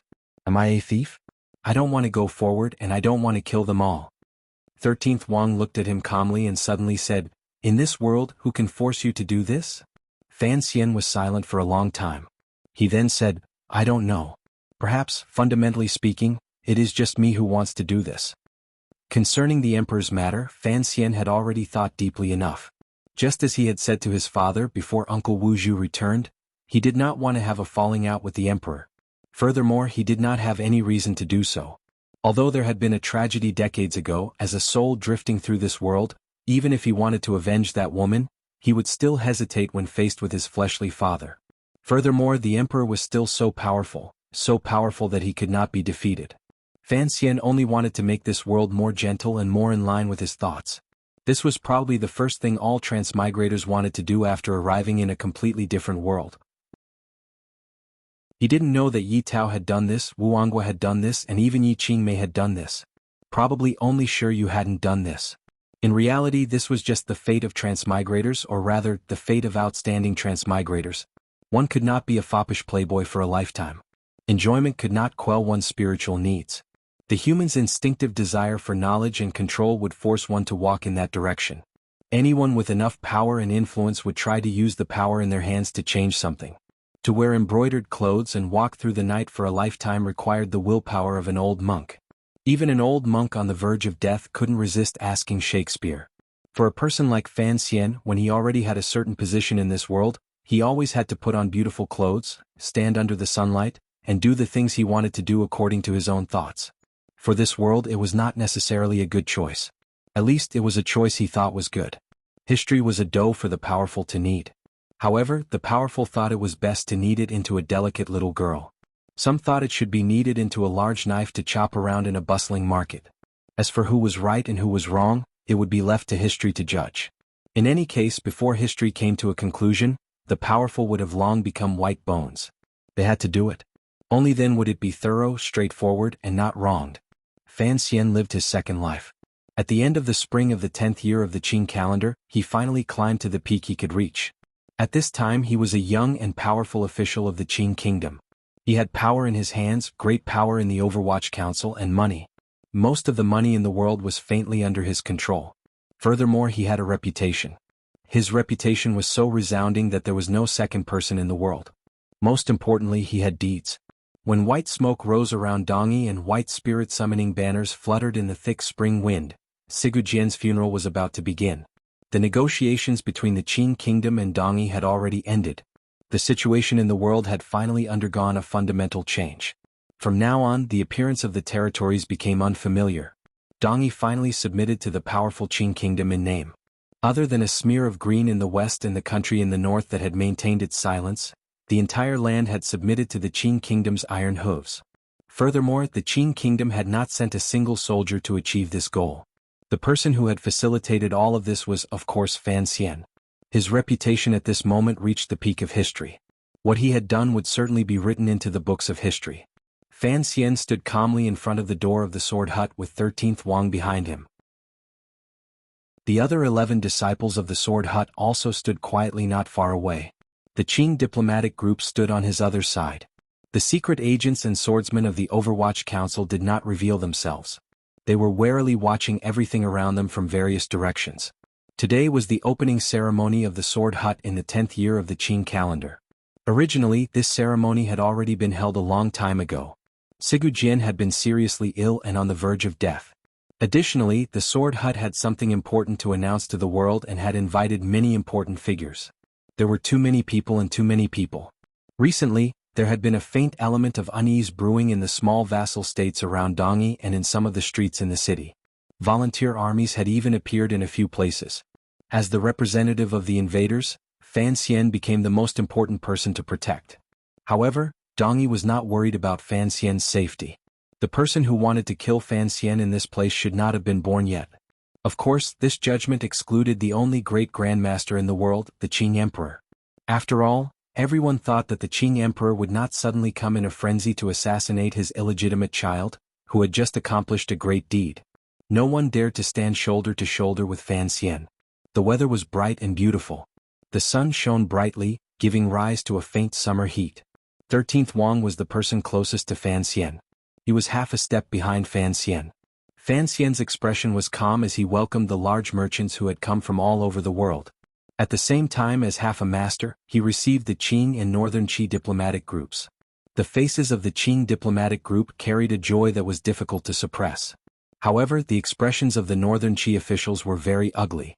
A large canopy had already been erected in the open space in front of the sword hut. Countless white paper flowers and curtains hung on it. It did not look festive. It was at odds with the opening ceremony and the declaration of allegiance in name. Fan Xian did not care about this. The officials of the Qing Ministry of Rites were displeased, but they didn't show anything. Everyone knew that the opening ceremony this time could be considered Sigu Jian's funeral. The officials of the Ministry of Rites did not want to anger the powerful people in the sword hut at such an important time. The sun slowly moved up into the sky. The air gradually grew hot. Fortunately, Dongyi was on the shores of the East Sea. With the sea wind blowing endlessly day and night, it was bearable. Additionally, the canopy blocked out most of the blazing sunlight. Other than wiping away sweat, the guests who had come to watch the ceremony did not complain much. Suddenly, the sound of firecrackers rang out outside the sword hut. Countless firecrackers exploded at this moment. The paper shreds were sent flying high into the air. Smoke began to fill the air. As if this was a signal, firecrackers that had been prepared a long time ago lit up at the same time in front of every shop and private residence in Dongi. Even the brothels that usually hung red lanterns and sang incessantly all night changed their lanterns to white and set off firecrackers in front of the buildings. The girls had already changed into plain clothes. With a glimmer of unease and confusion, they looked in the direction of the sword hut. The merchants and commoners stood under the white spirit-summoning banners in front of their doors and watched as the firecrackers exploded into pieces in front of them. The baby in the woman's arms was startled awake by the loud and clear firecrackers that rang out from all directions in Dongi. He wailed loudly. All of Dongi was filled with the sound of firecrackers and the sound of crying. The slightly blinding smell of glass enveloped the entire city along with the smoke. The shattering of the firecrackers was like a person's life. The rising smoke was like a gradually departing soul. Fan Xian watched this scene calmly and suddenly thought of the firecrackers he had heard outside Shangjing in northern Qi many years ago. He thought to himself, regardless of whether it was Master Zhuang or Sigu Jian, they were both equally noble to these common people. Under the canopy outside the sword hut, at Yun Jilan's voice, everyone knelt down toward the large black coffin. Fan Xian also knelt down. He then heard Yun Jilan announce Sigu Jian's final order on his behalf. As expected, before Sigu Jian died, he finally forgave Yun Jilan's disloyalty and ordered him to take over the position of Master of Dongi. Yun Jilan had always been in charge of the mundane affairs of the sword hut and was well versed in worldly affairs. Given the dissatisfaction in his heart, he would certainly be able to form a relatively complete restriction with the Qing people who had come to take over Dongi. Fan Xian did not care about this. He listened silently. He only thought that only if Sigu Jian passed the sword hut to 13th Wang would he be able to use the close relationship between the two of them to truly control those 12 terrifying swords. As he thought this, he heard Yun Jilan's last words. Involuntarily, his eyes narrowed. Fan Xian's mother is from Dongi. I have personally taught him sword techniques. He is a great talent. I order him to preside over the opening of the sword hut.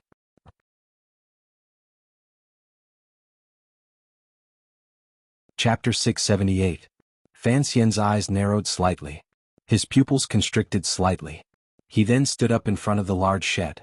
Straightening his back, he calmly looked at Yun Jilan, who was singing loudly. Everyone around the sword hut was kneeling. Even the members of the Qing diplomatic group knelt in front of the great Grandmaster Sigu Jian's coffin and bowed sincerely. Before they came, the Qing emperor had personally approved this minute etiquette. No one had any problems.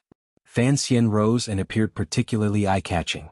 Of the thousands of people inside and outside, only he and Yun Jilan stood in front of the large black coffin. Fan Xian did not want to kneel to anyone in his life. Other than heaven and earth, his parents, he was not in a good mood even when he went to court and knelt to the emperor. He was willing to kneel with all his heart because he respected the strong and respected the dead. However, Yun Jilan's last words shocked him. It also completely turned the faint respect he had for Sigu Jian into a faint anger. Everyone heard Yun Jilan's last words clearly.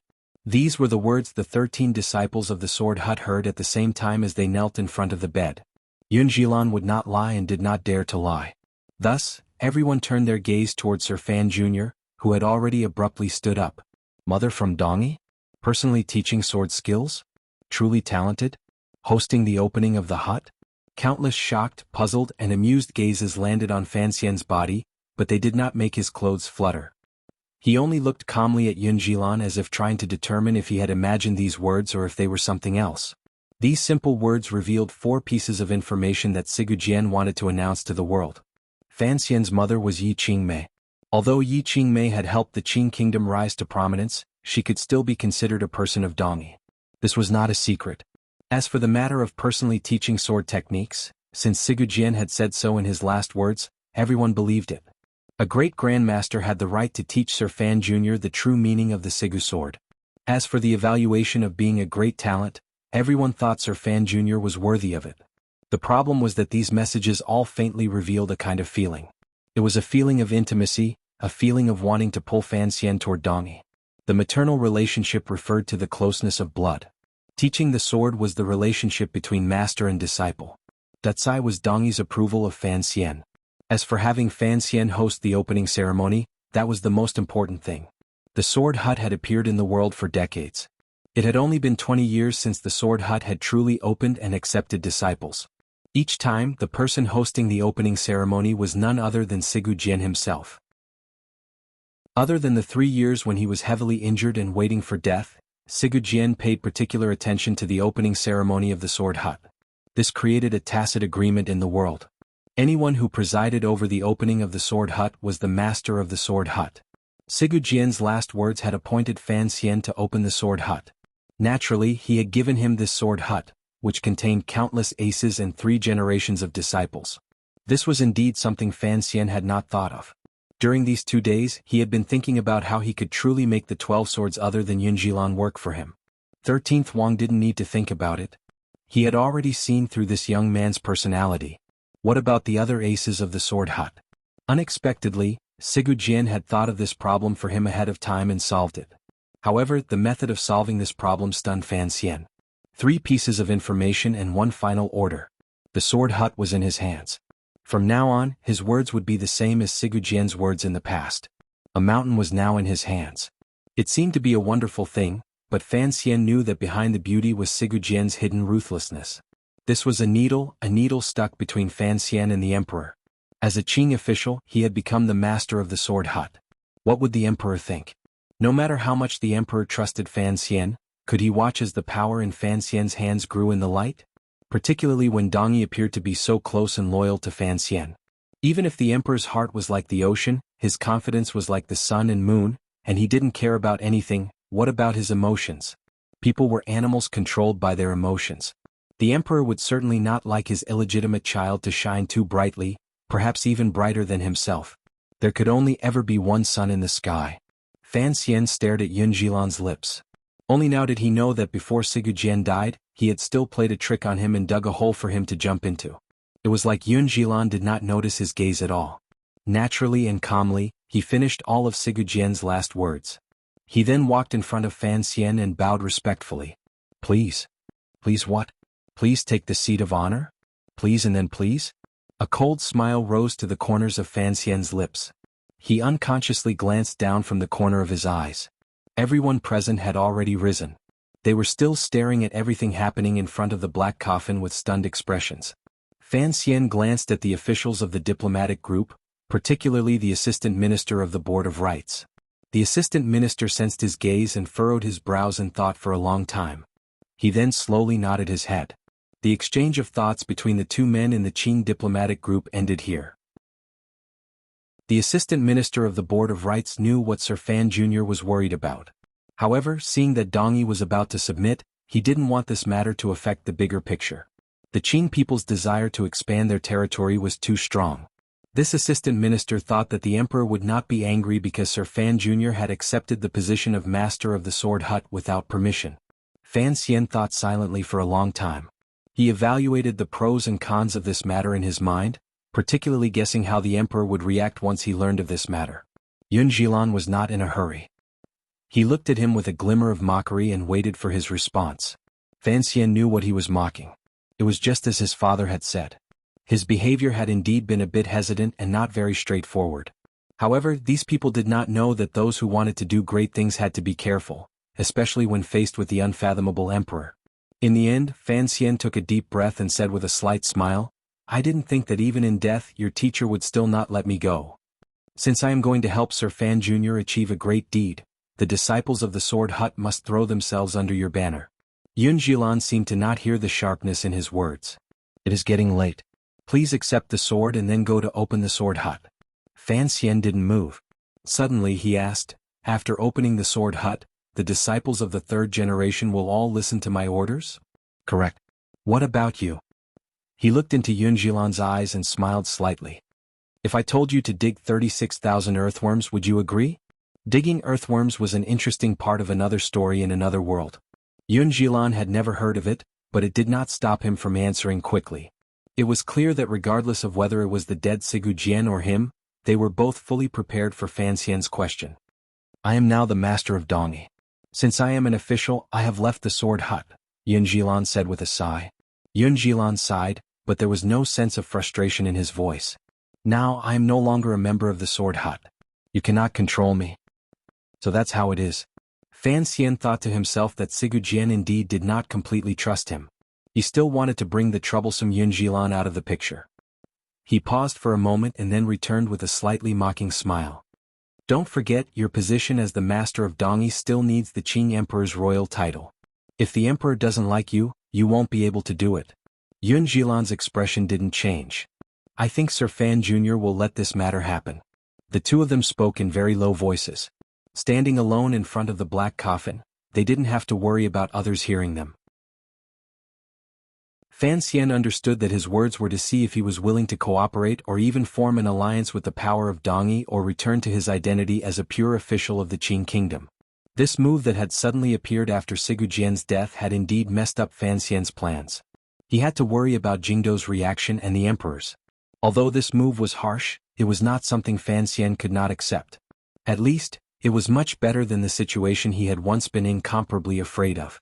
He had always been afraid that after Sigurjian died, he would suddenly order the Shadow to take over as the master of the Sword Hut. If that happened, Sigurjian would be forcing Fan Xian's faction to directly fall out with the Emperor. Although the scene in front of him could create some cracks between Fan Xian and the Emperor, Sigurjian was still rather merciful and gave Fan Xian some time to prepare. Thinking of all the hidden moves this thin and weak great-grandmaster had laid down before his death, Fan Xian couldn't help but sigh. He then thought of the hidden moves he had laid down in Shiliang and Jingdo before his death.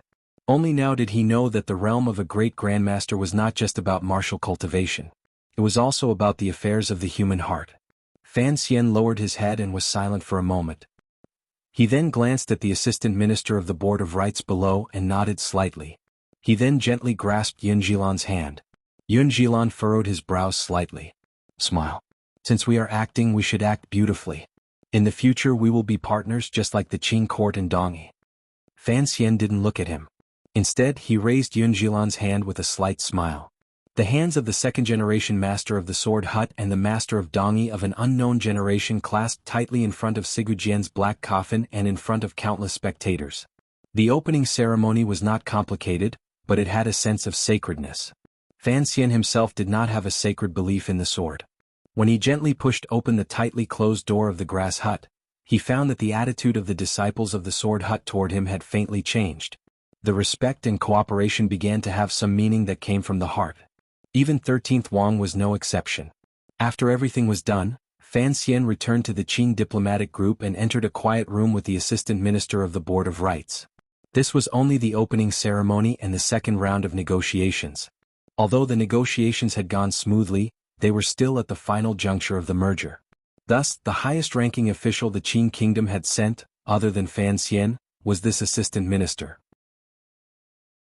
If they truly wanted to announce to the world that Dongyi belonged to the Qing kingdom, not only the minister of the Board of Rites, but perhaps even the emperor would be interested in coming personally to accept the map and enjoy the worship of the tens of thousands of Dongyi people who had once been citizens of a foreign country. The assistant minister of the Board of Rites looked at Sir Fan Jr. in deep thought and speechless. A moment later he said evenly, "Sir, don't be too troubled. We know what Dongyi is thinking. We are used to it and will defeat it." Although that is true, it is still not appropriate, Fan Xian sighed and said warmly. I will have to trouble you to quickly write a memorial and send it back to Jingdo. The emperor must know of this as soon as possible. He couldn't help but say with vexation, if I hadn't suddenly been forced to do so, logically speaking, there would have to be an edict before I would dare to take over. The people of Dongyi are still unwilling, the assistant minister said, shaking his head. However, the emperor is wise. He can certainly see at a glance what these people are trying to do. Fan Xian smiled. He knew that the assistant minister could see his worry. However, the assistant minister did not know what he was thinking in his heart. Of course he wouldn't expose it. Furrowing his brows, he said, "Looks like I will have to return to the capital." Although the negotiations are going smoothly, Dongyi's resistance is still very strong, the assistant minister of the Board of Rites said. Without you holding down the fort, I'm afraid things will change. Before I came, the emperor had given a strict order that this matter must be completed in one go. I think you should continue to hold down the fort. As for these specific matters, let me return to the capital and report them to the court. Fan Xian had been waiting for these words. After thinking for a moment, he nodded and said, Thank you for your hard work. There was a stone weighing on Fan Xian's heart. He knew that the identity of the master of the sword hut would not cause the emperor's trust in him to immediately weaken. However, during these years he had done many things that he had overdone. He had always been eating meat from that trust. Who knew when this meat would be eaten up by him? Sigu Jian's move was to prevent Fan Xian from selling Dongyi in the future. He would first sell Dongyi to Fan Xian before anything else. It was better to give it to Fan Xian than to the Qing emperor. If Sigu Jian lost the gamble, this would be the end. No matter how much trouble Fan Xian and the emperor made, what did it have to do with the dead Sigu Jian? Fan Xian once again came to the seaside outside Dongyi. Narrowing his eyes, he sat on a rock and looked at the slowly rising and falling white waves.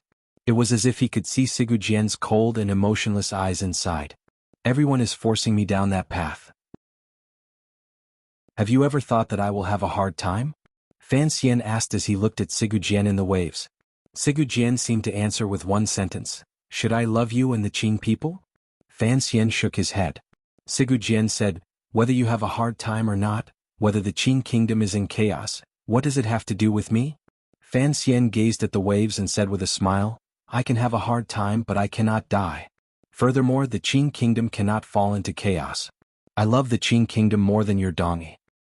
It is our Dongyi. I am a person of the Qing kingdom. You are not a person of the Qing kingdom. You are a person of the world." Fan Xian slowly woke up from his dream. He thought to himself that he was actually not a person of the world, so why did he not want to part with the people of the world? Was the light of idealism his mother had left in this body finally beginning to radiate out? He would do his best and leave the rest to fate. If he could not stop the bloodbath from coming, if he could not change the changes in history, then he would leave this world and live his own life. This was what he should think.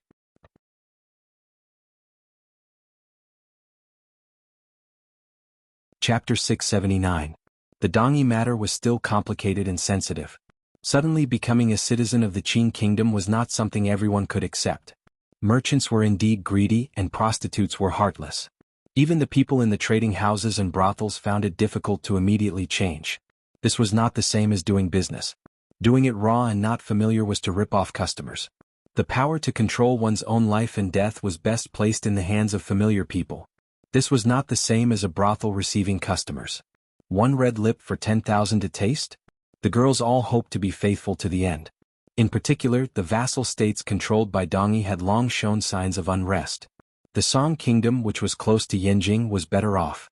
The nobles and officials of this small country had long become used to the might of the Yanjing army and could not summon any will to resist. Some of the smaller countries that did not border the Qing kingdom thought that they were about to lose the power and luxury they had in name and become a dispensable hostage in Jingdo. Naturally, they began to carry out some things in secret. The power of these small vassal states was not great, so the methods they chose were rather sinister. They secretly stirred up the undercurrents among the people and scattered pepper on the emotions of the Dongyi people. In a short half a month, the resistance movements had become more intense and frequent than a few days ago. All of this was within Fan Xian's expectations. Peacefully taking over Dongyi was not a small matter that could be accomplished overnight. This was the largest matter that had happened in the world in 20 years. The 8th Bureau of the Overwatch Council had already prepared large numbers of civil officials. They entered Dongyi in batches and began to cooperate with the sword hut and the manor of the master of the city. They launched wave after wave of propaganda. Adding to the help of the 4th Bureau's spies in various countries and the spies they had bought, as well as Dongyi taking advantage of the situation, propaganda about peace, non-war and mutual prosperity began to spread vigorously. Suppressing the resistance in various places and preventing it from turning into uncontrollable civil unrest required Dongyi to act themselves. Fan Xian did not want the Qing kingdom's national machinery to enter Dongyi too early. Once blood was spilled, the hatred in the hearts of the Dongyi people would deepen, and the situation would become uncontrollable. 3 volunteer armies had already been suppressed. Of course, these volunteer armies were only 100 or so bandits howling through the mountains and forests. Fan Xian had sent 10 of the 12 disciples of the sword hut into the forests of these small countries to suppress and explain. As for the results, Fan Xian was still waiting for feedback. Because of the uncertain situation and the natural rebellious nature of the Dongyi people, some of the powerful merchant companies in the city began to feel uneasy. Faced with this trend, Fan Xian joined hands with the second disciple of the sword hut, Li Bohua. Using the double pressure of Taiping Money House and Palace Treasury, he directly intimidated all the merchants. At the same time, Fan Xian and the diplomatic mission jointly sent 17 urgent memorials to Jingdo, asking the emperor for instructions on relevant matters. At the same time, he asked in the secret memorials whether the arrangements for the hostages of the vassal states could be lowered to avoid forcing the nobles to act in desperation and do terrible things in their despair. Conquering a territory wasn't something that could be done with just a few words on a piece of paper. The key was to subdue the hearts and wills of the people living in that territory. This would take years, decades, or even centuries. Fan Xian was not in a rush, but he was worried that the emperor would be in too much of a rush. For him, he had to be able to satisfy the emperor and, at the same time, make the people of Dongyi accept it.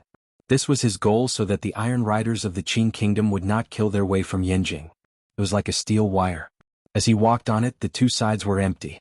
He had to be careful. Conquering required a propaganda offensive, buying people's hearts, and giving the Dongyi people an excuse to convince themselves. It required Fan Xian to organize everything without sleep or rest.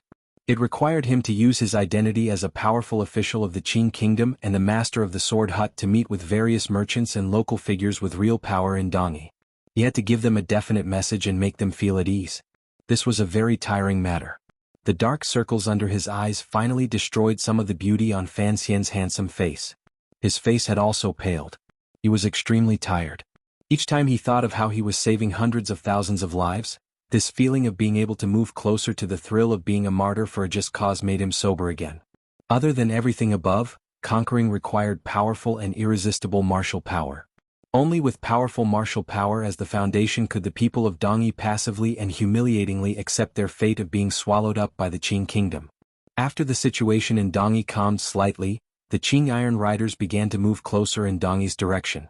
Like a black cloud crushing a mountain, they were unstoppable. This was also the emperor's bottom line. If the Qing Kingdom did not station troops in Dongyi, what kind of conquest was that? It was already the height of summer. The blazing sun shone wildly in the sky, burning Dongyi's sorrowful wife into an endless panting of pain. It chased away the dark and rainy weather after the great Grandmaster's departure.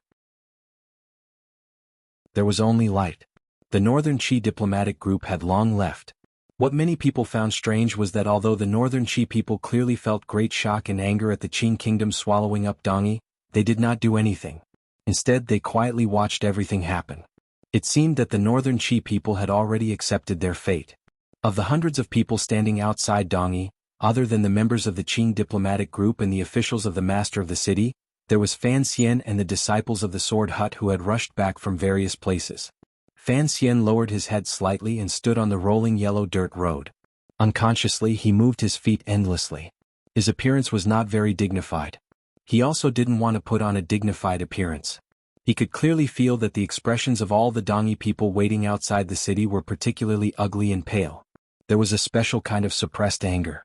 At this time, Fan Xian would not purposely put on a dignified appearance to provoke them. The ground gradually began to tremble. Yun Jilan's body, standing beside Fan Xian, also gradually began to tremble. Once the first disciple of the Sword Hut and now the master of Dongyi, he could no longer control the gloomy emptiness in his heart and began to tremble. The expressions of the officials of the master of the city in Dongyi were all very ugly. The faces of the disciples of the Sword Hut were also slightly pale. As their trembling grew louder and louder, they revealed their true emotions.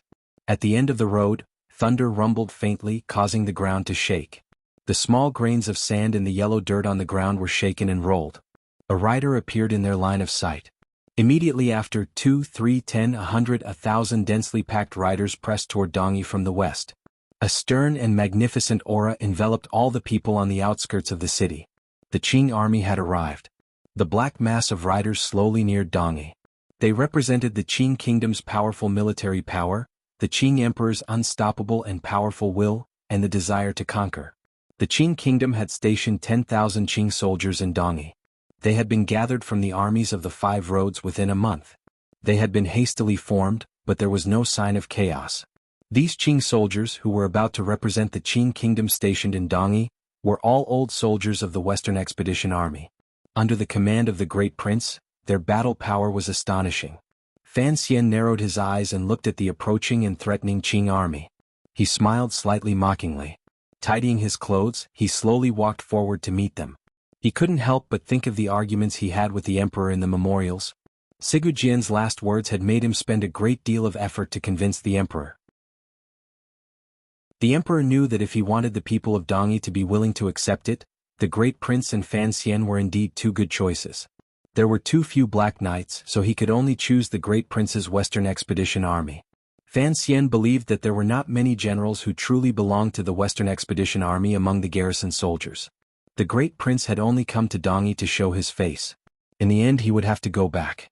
The emperor would not allow his eldest son to be permanently stationed in Dongyi. Thinking of the emperor who was far away in Jingdo but was controlling the Dongyi matter, Fan Xian's emotions became complicated. Unexpectedly, the emperor was not angry at him for taking over the sword hut without an imperial edict. On the contrary, he seemed to know what Fan Xian was worried about. He used an urgent document to send him an imperial edict. The imperial edict was the same as what was written in the box. There were only 2 words. NG. The Qing emperor was comforting Fan Xian's heart. When Fan Xian thought of this, he couldn't help but feel perplexed. The emperor's trust in him truly moved him. He knew how cold and heartless the emperor could be once he turned hostile. His heart didn't even dare to be moved. Wind and dust gradually rose. Before it was long, it swept down the road toward the city.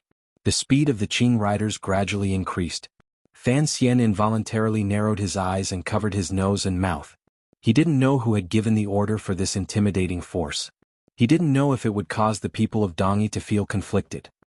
He solemnly turned his head and found that, contrary to his expectations, other than the warriors of the sword hut with hidden anger on their faces, the rest of the officials in the manner of the master of the city and the nobles who had come to greet them all showed fear on their faces.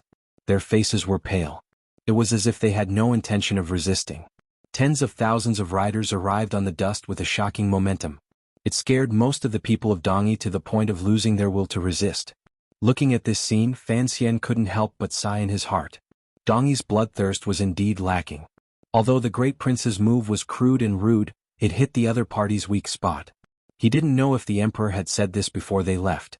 However, for Fan Xian, the lack of bloodthirst in Dongyi was a good thing. He had never hoped that the northern Qi people would be like the Dongyi people and surrender without a fight. It was good to be able to shed as little blood as possible.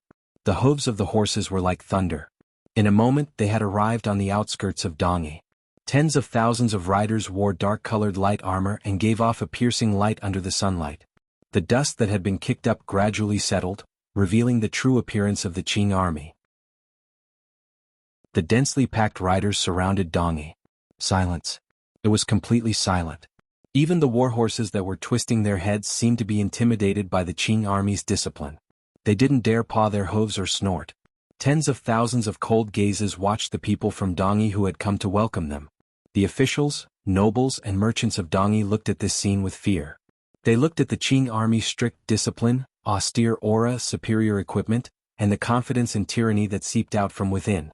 Everyone couldn't help but wonder, if the Sword Saint had not given the final edict of surrendering to the Qing kingdom before he left and the Qing army attacked Dongyi, how many days or minutes would Dongyi be able to hold out? Clip-clop, clip-clop, clip-clop. A wave of silent horse hooves broke the silence in front of the city gate. The front of the Qing cavalry parted. Their commander walked out from within, as well as the complicated and magnificent ceremonial guards at his side. The Qing emperor's ceremonial guard followed the Qing army and arrived outside Dongyi. The commander-in-chief stood beside the emperor's ceremonial staff. He wore a silver light armor, a sword at his waist and a spear at his side. Behind him was a blood-red cloak that fluttered in the yellow dust-sea breeze. The great prince gently pulled on the reins of his horse and escorted the emperor's ceremonial guard to the front of the crowd. Calmly and with a complicated gaze, he looked at everyone outside the Dongyi city gate. There was a soundless silence. Yun Jilan closed his eyes and was silent for a long time. After struggling for a long time, his eyes gradually grew wet. Then he slowly knelt down toward the emperor's ceremonial guard beside the warhorse.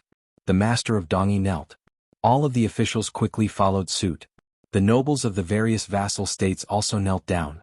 They knelt densely on the ground, expressing their submission to the Qing army and the Qing emperor. The disciples of the sword hut did not kneel. They knew this was a helpless decision their teacher had made before his death. Although they knew that their eldest brother-disciple had already broken out of the hut and could only kneel in front of the Qing army for the people of Dongyi, they were not Dongyi officials. They were free people. More accurately, they were Jianghu people. The Jianghu people had their own way of doing things. They did not have any restraints. Thus, they stared at the Qing riders with an astonishing aura that filled the mountains and plains. There was not a glimmer of fear in their eyes. On the contrary, they felt boundless anger and fighting spirit. More than half of the 9th-level aces in the world were there. They were not afraid of anything.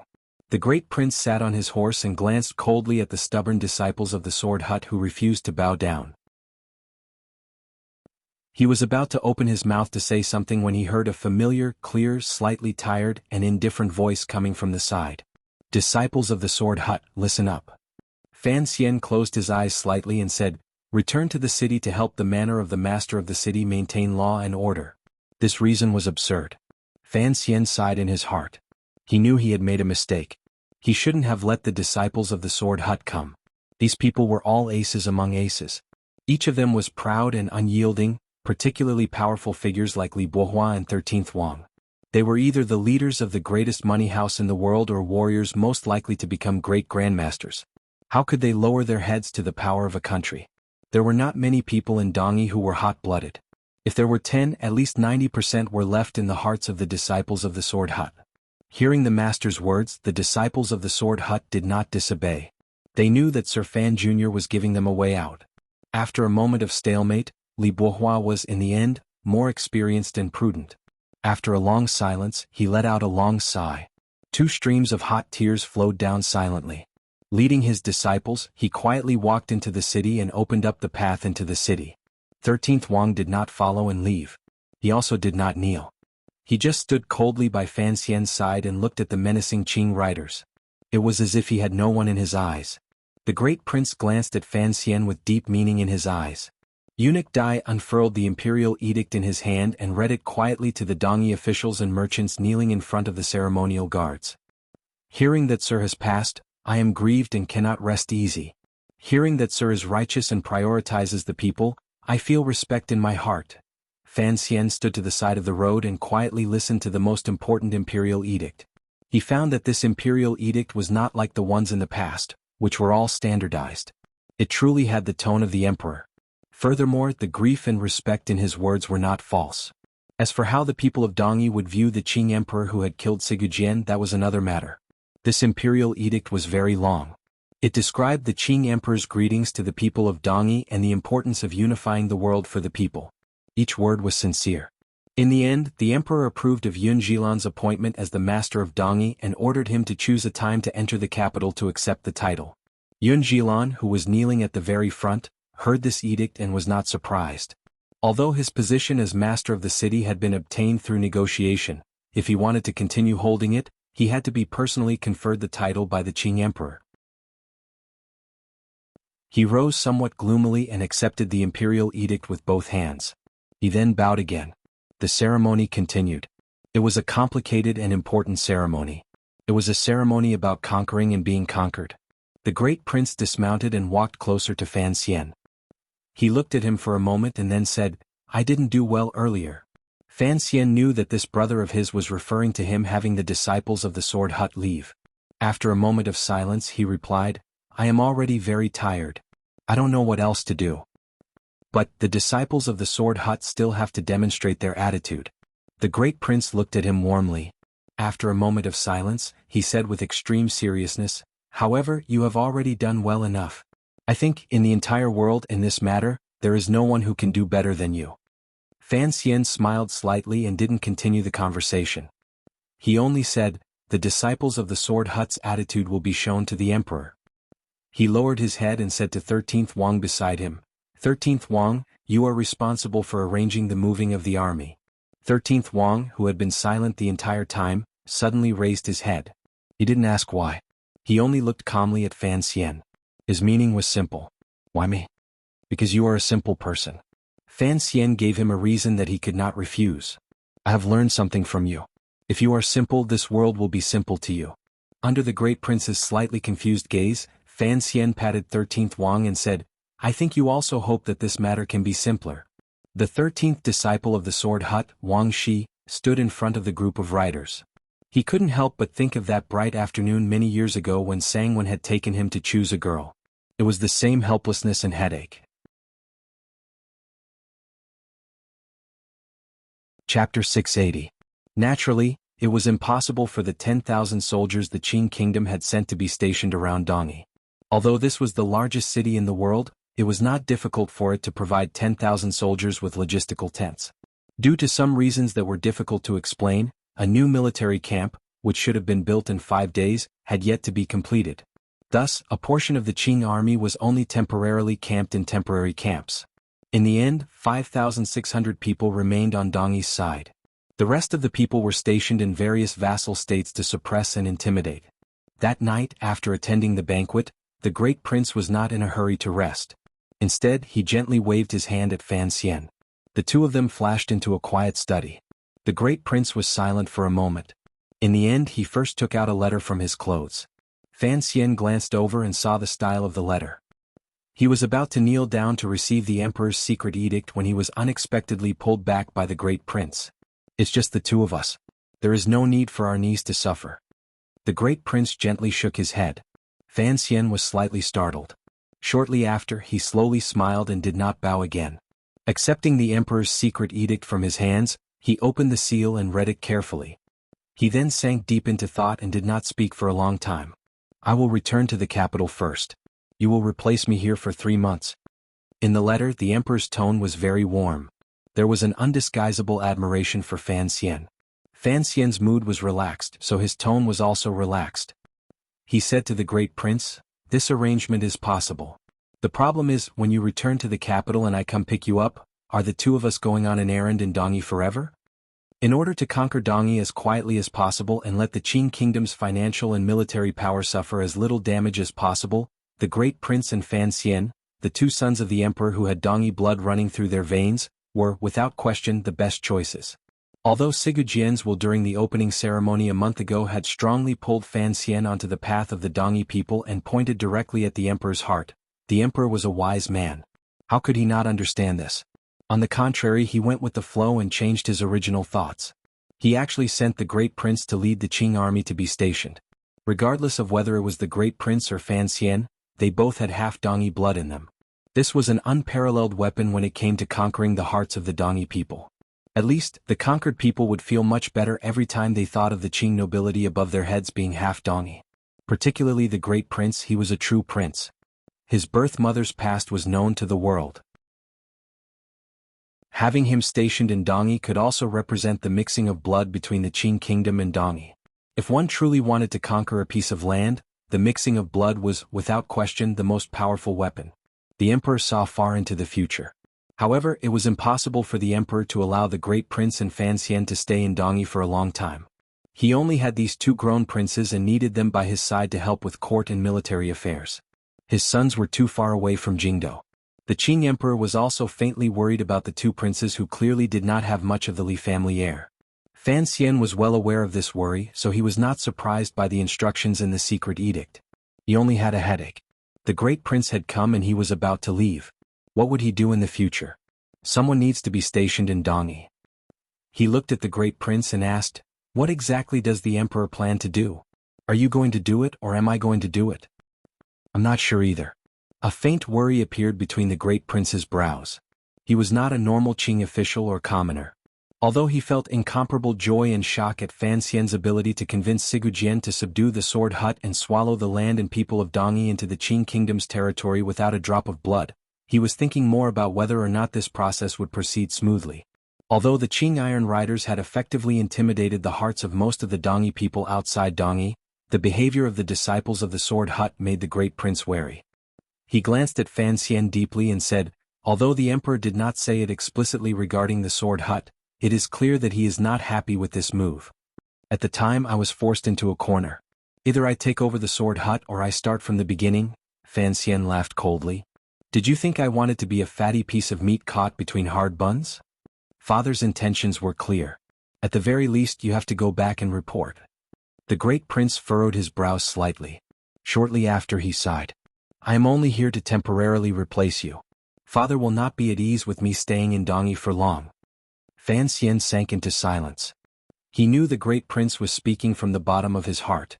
The great prince had always had some care and closeness toward Dongyi. After all, Lady Ning had been giving him orders for many years. Additionally, he had military power in his hands. The emperor would rather stay in Dongyi himself than be at ease leaving Dongyi to the great prince. It was not difficult to carve out land and make a king. What kind of land to carve out and who to make a king was the difficult matter. In any case, the emperor has not rushed me. I will stay in Dongyi for a while and help you sort out the situation, Fan Xian said. After the situation has stabilized, I will return to the capital. The great prince nodded and then said, the Overwatch Council still needs you to manage it. Presumably, father will not always have you away from Jingdo. After you return to Jingdo, ask around and see what the future plans are for Dongyi. You are worried that the emperor will send a powerful figure over and incite a civil revolt in Dongyi? Fan Xian gazed at him with a slight smile. I have made arrangements here. As half a Dongyi person, you don't have to worry too much. His tone became serious.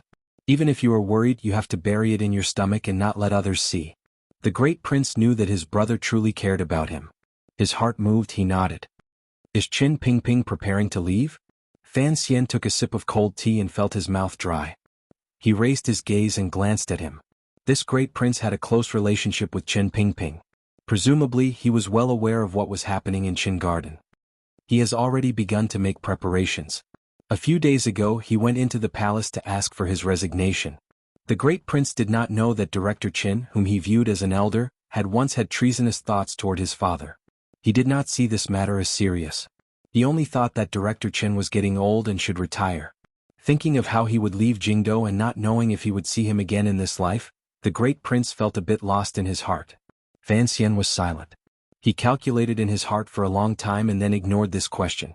In the end he asked, the troops coming to Dongyi this time, are they truly all the Western Expedition Army? Can you completely control them? The soldiers are all old. The problem is that there are many strangers in the middle ranks, the great prince said coldly with narrowed eyes. In the next few days he was still badly battered. The complicated handover and name-changing ceremonies happened everywhere in Dongyi. Fortunately, the Ministry of Rites and Honglu Temple sent a large number of capable officials. Only then did Fan Xian not vomit blood because of these things. What truly battered him was a popular uprising in the Liang Kingdom to the northwest of Dongyi.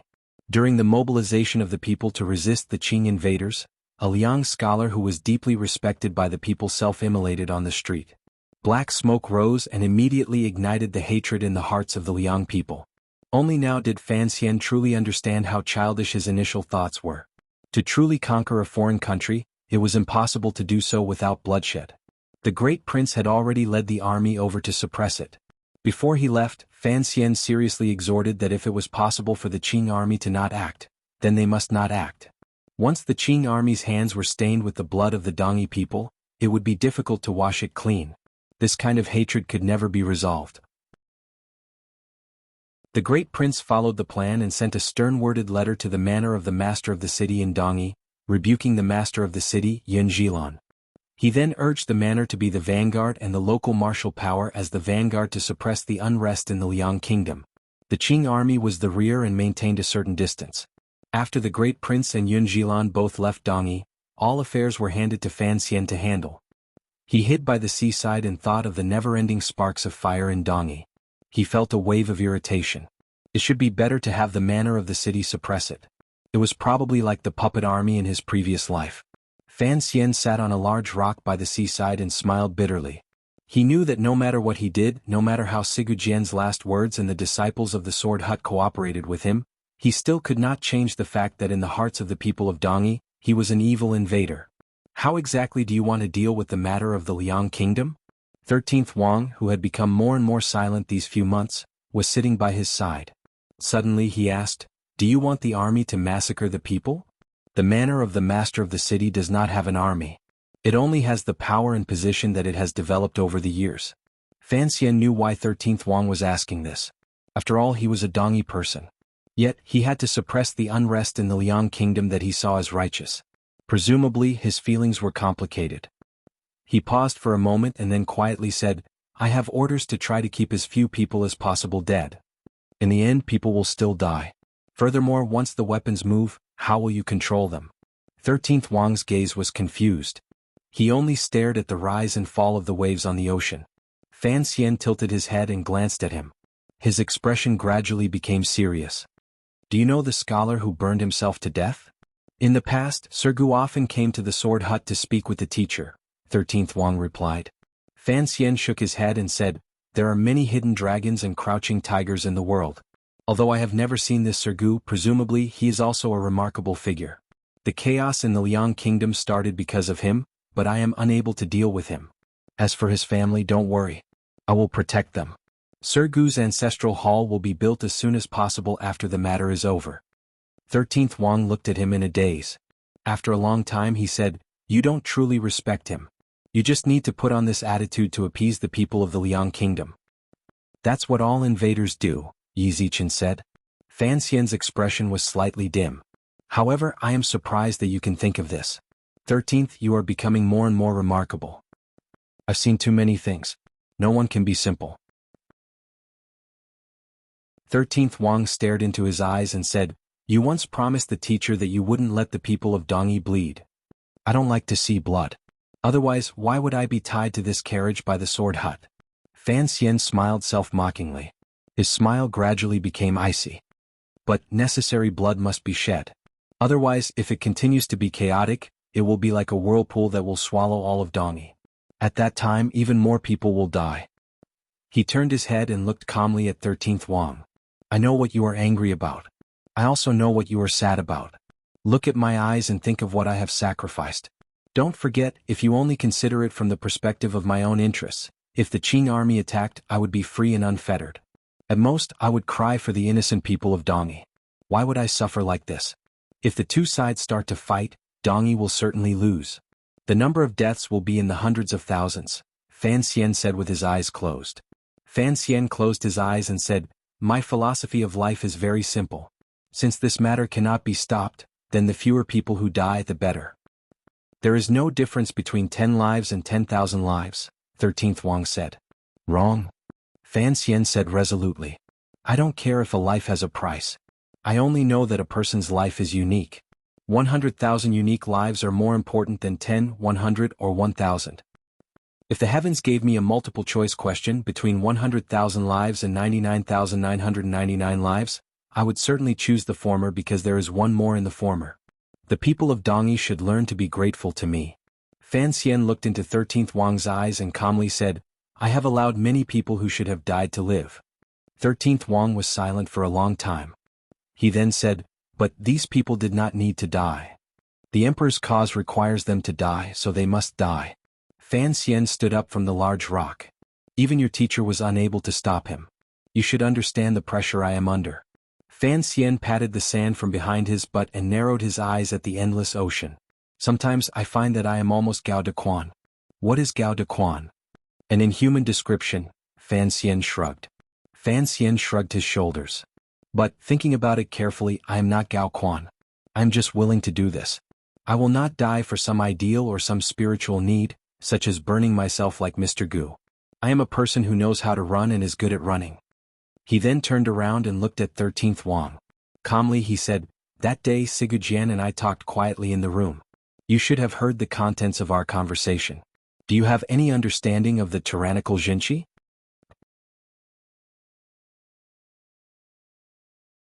Chapter 681. 13th Wang heard these words and thought for a moment. He didn't reply. Instead, he stood up in front of Fan Xian and slowly pulled out the sword at his waist.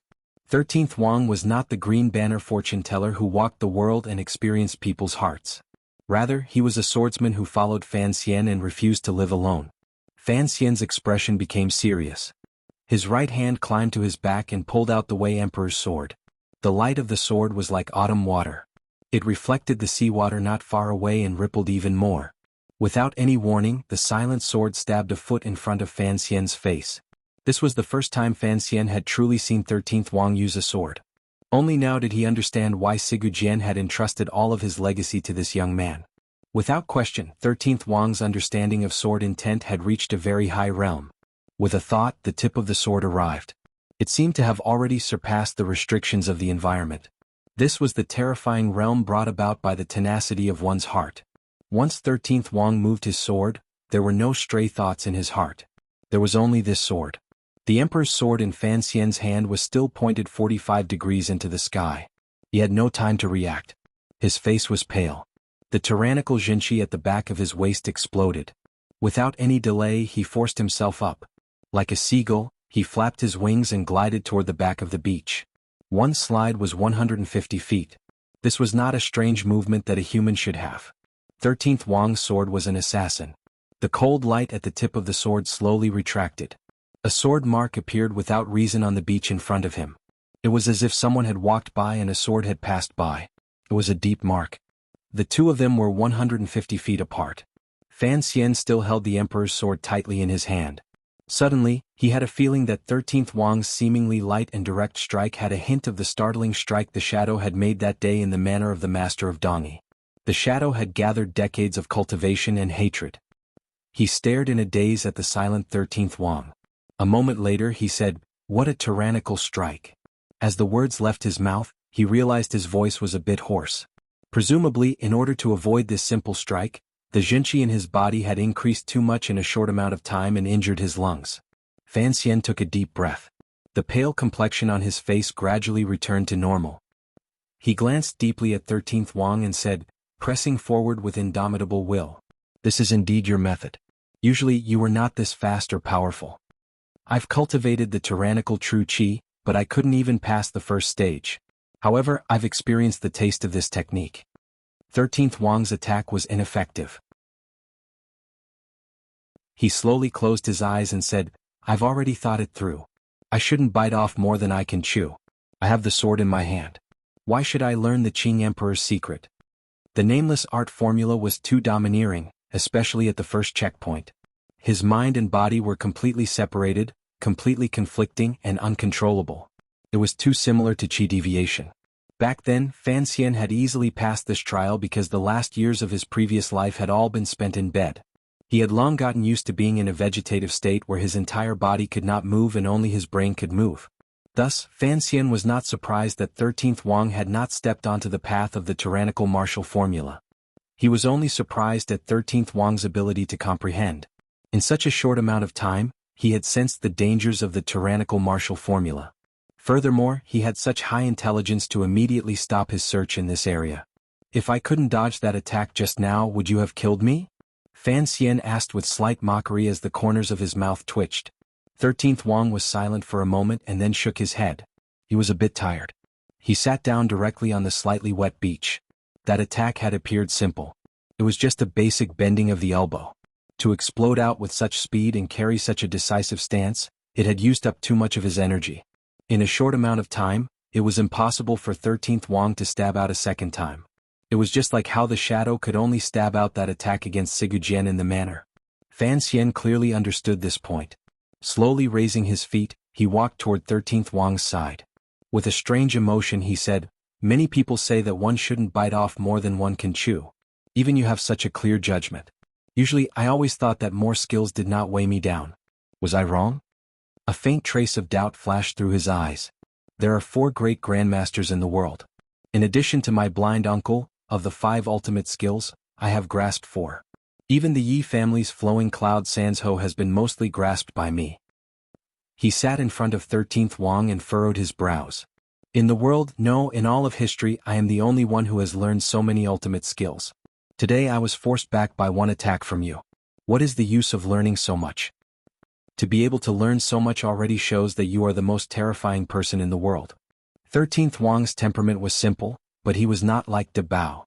He acutely sensed the sense of defeat gradually rising in Fan Xian's heart. Looking into his eyes he said, "Any martial technique requires us to use our most focused thoughts and a lifetime to cultivate, practice and perfect. Furthermore, it is an ultimate skill left behind by a great grandmaster. For you to be able to cultivate 4 of them to the extreme in a short period of 20 years is already shocking enough." Fan Xian had cultivated the ultimate skills of the 4 great grandmasters. In front of 13th Wang's attack, he had to temporarily retreat.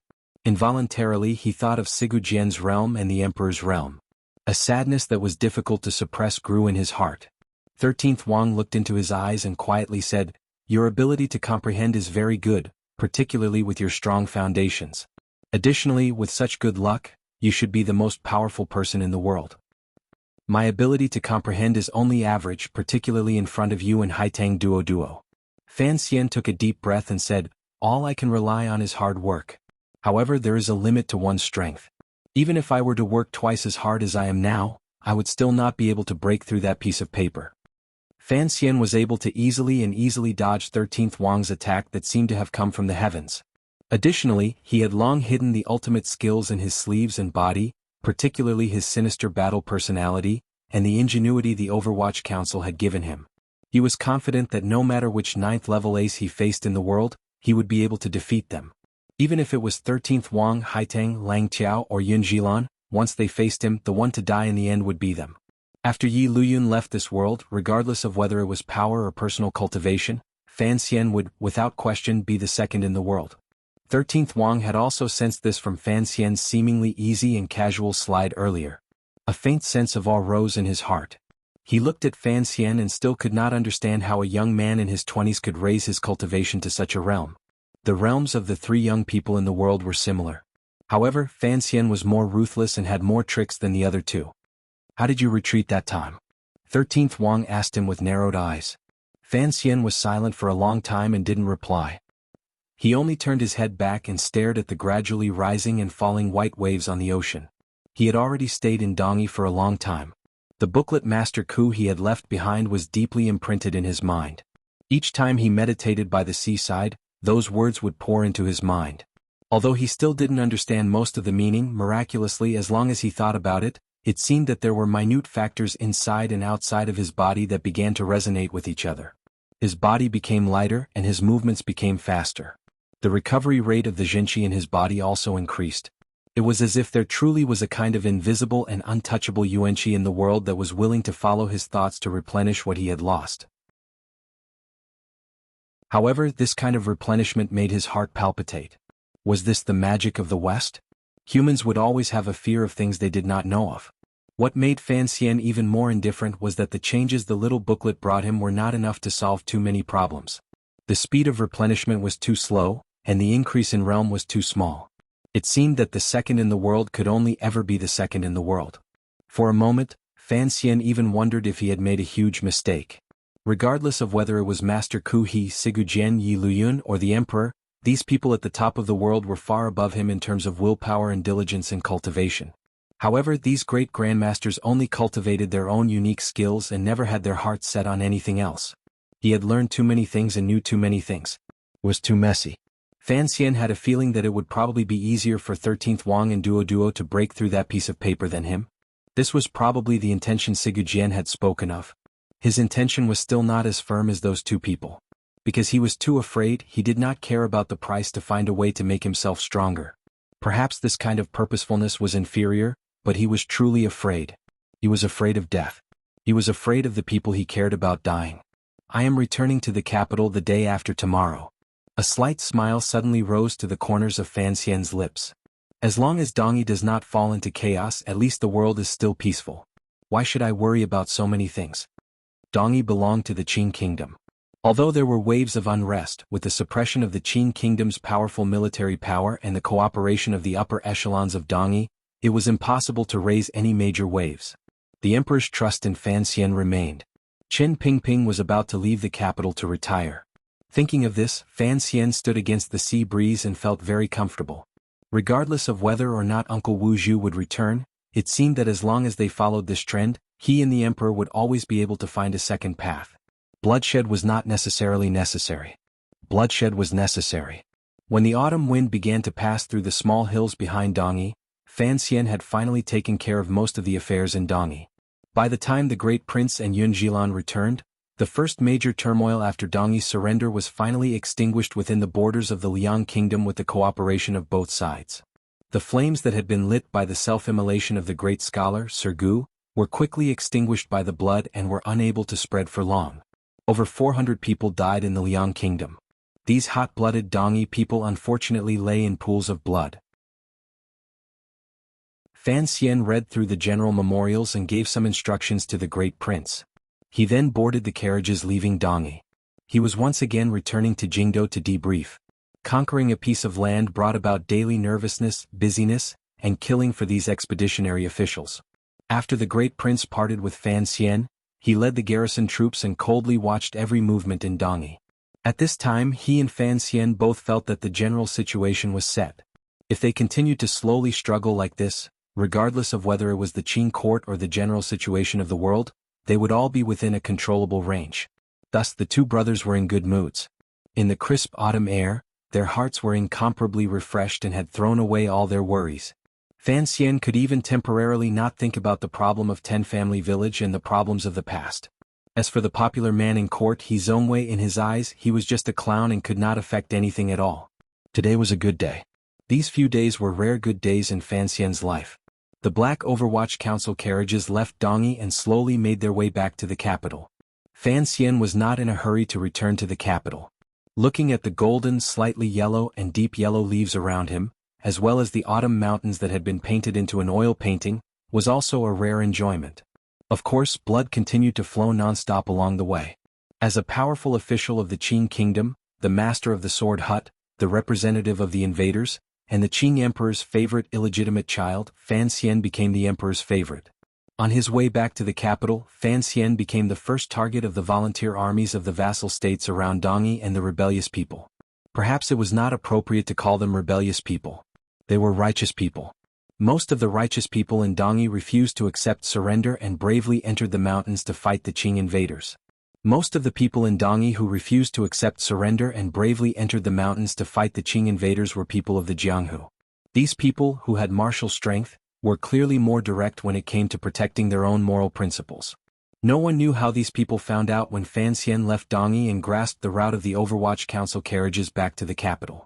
Along the way they began to launch assassinations and even suicidal attacks on the powerful Qing officials in the black carriages. After arriving in Yanjing for about 20 days, the black carriages had been attacked 7 times. The troops from Yanjing and the Black Knights stationed at the border had not come to receive them. The great prince had only given Fan Xian a 1,000-man army. Thus, dealing with these 7 major attacks was rather difficult. Fan Xian no longer had any interest in admiring the scenery. Instead, he sank deep into thought. His personal safety was not a problem. The attacking volunteer armies often had no choice but to retreat after leaving behind countless corpses. However, his subordinates, especially the great prince's Western Expedition Army, had also paid a great price for this. Because they had sunk into a non-stop attack, the top-secret council reports from Jingdo had not arrived for 3 days. Fan Xian lifted the curtain of the carriage and looked west with narrowed eyes. He silently prayed for Jingdo and the people he cared about to be safe. While Fan Xian was traversing through the mountains within the Qing kingdom's borders, there was also a long group of carriages moving through the lonely night. This group of carriages was also pure black. In the very wide carriage in the middle, there was an old man with a woolen blanket covering his knees. His gaze was slightly turbid. Looking at the night road, he felt that this road seemed to never end.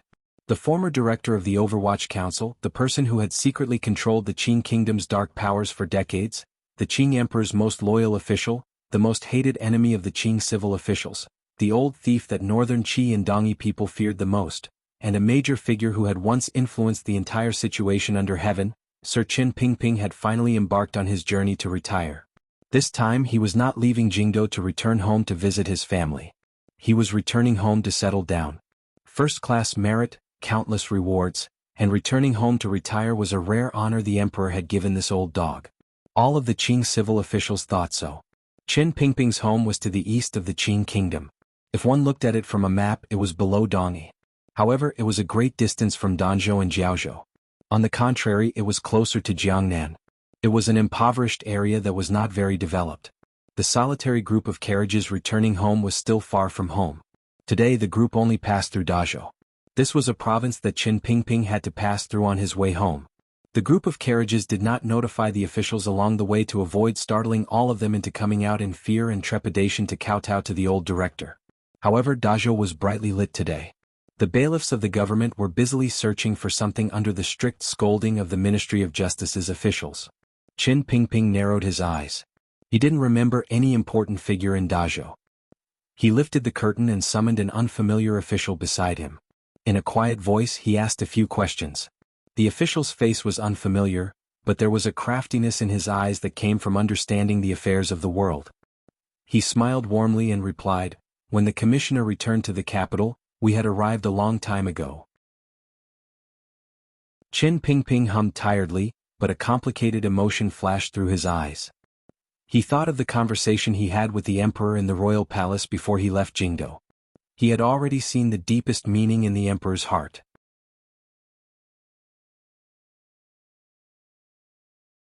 Chapter 682.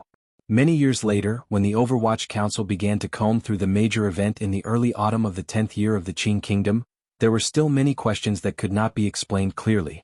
When Director Fan Xian returned to the capital from Dongyi, he was ambushed by the Dongyi Volunteer Army. Was this news purposely released by someone in court, or was it just a coincidence?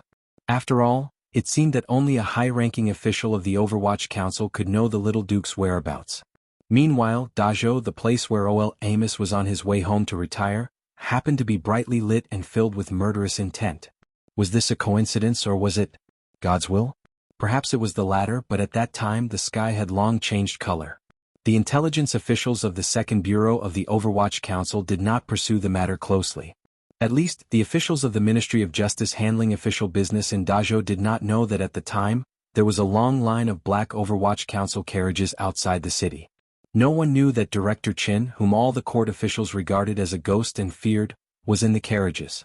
They had only received secret orders from their superiors and spent more than a year chasing after a criminal. As for the criminal's name, no one knew. All the clues they had were the criminal's martial skills and habits, as well as the appearance he had used. As for what the criminal had become in these 3 years, no one knew. Perhaps this was the will of the heavens for Qin Pingping to encounter the encirclement in Dazhou. It was also because Qin Pingping had comprehended the will of the heavens that he had stopped his journey home in Dazhou and returned to Jingdo, where he should have stayed for the rest of his life. Everything about Florida started more than a month ago, and it wasn't just about Florida. At that time, Fan Xian was still by the seaside, thinking hard about the will Sigujien had imparted to him and the little book Master Ku he had left behind. He experienced the nature of the tyrannical Jinqi in his body and guessed whether or not the emperor's cultivation of the tyrannical martial method would create an unbearable burden on his body. He was watching the waves rise and fall, thinking that everything in the world was the same as yesterday, that the spring flowers had already bloomed, the autumn moon was hanging high in the sky, that he was the second most powerful man in the world, feeling proud of himself, thinking that nothing was difficult, that everything could be solved. However, the world had already undergone subtle changes at that time. That day was the beginning of July. The entire land was enveloped by the hottest sun of the year. Jingdo in the Qin Kingdom was no exception. The third prince, Li Qingze, was reading a book with both hands. Beads of sweat dripped from his delicate face. Back then he had been the youngest brothel owner in the world. After experiencing the rebellion in the palace and countless bloodshed, he had finally transformed his unconcealable ruthlessness into a steady and firm will that did not match his age. The third prince, Li Qingze, had already become a young man who treated people with courtesy, filial piety, and a young man who no one could find too many faults with. There were two people who had caused him to change so much in a short 5 or 6 years. One was his father and the other was his teacher, his elder brother, Fan Xian. When facing the emperor, the third prince was careful and could not make any mistakes. It was a blood-like truth. The deaths of the crown prince's elder brother and second brother made Li Qingze understand very well what a terrifying existence his father was. Although these two brothers had once tried to kill him in the later years and their deaths were a good thing for Li Qingze, when facing his father, he still couldn't stop a chill from spreading out from his heart. Because he was afraid, he was respectful and cautious, so he could not make any mistakes. During these 3 years, Li Qingze had even seen less of Fan Xian. He only shut himself up in the royal palace. Occasionally he could find out through his mother what the teacher had done.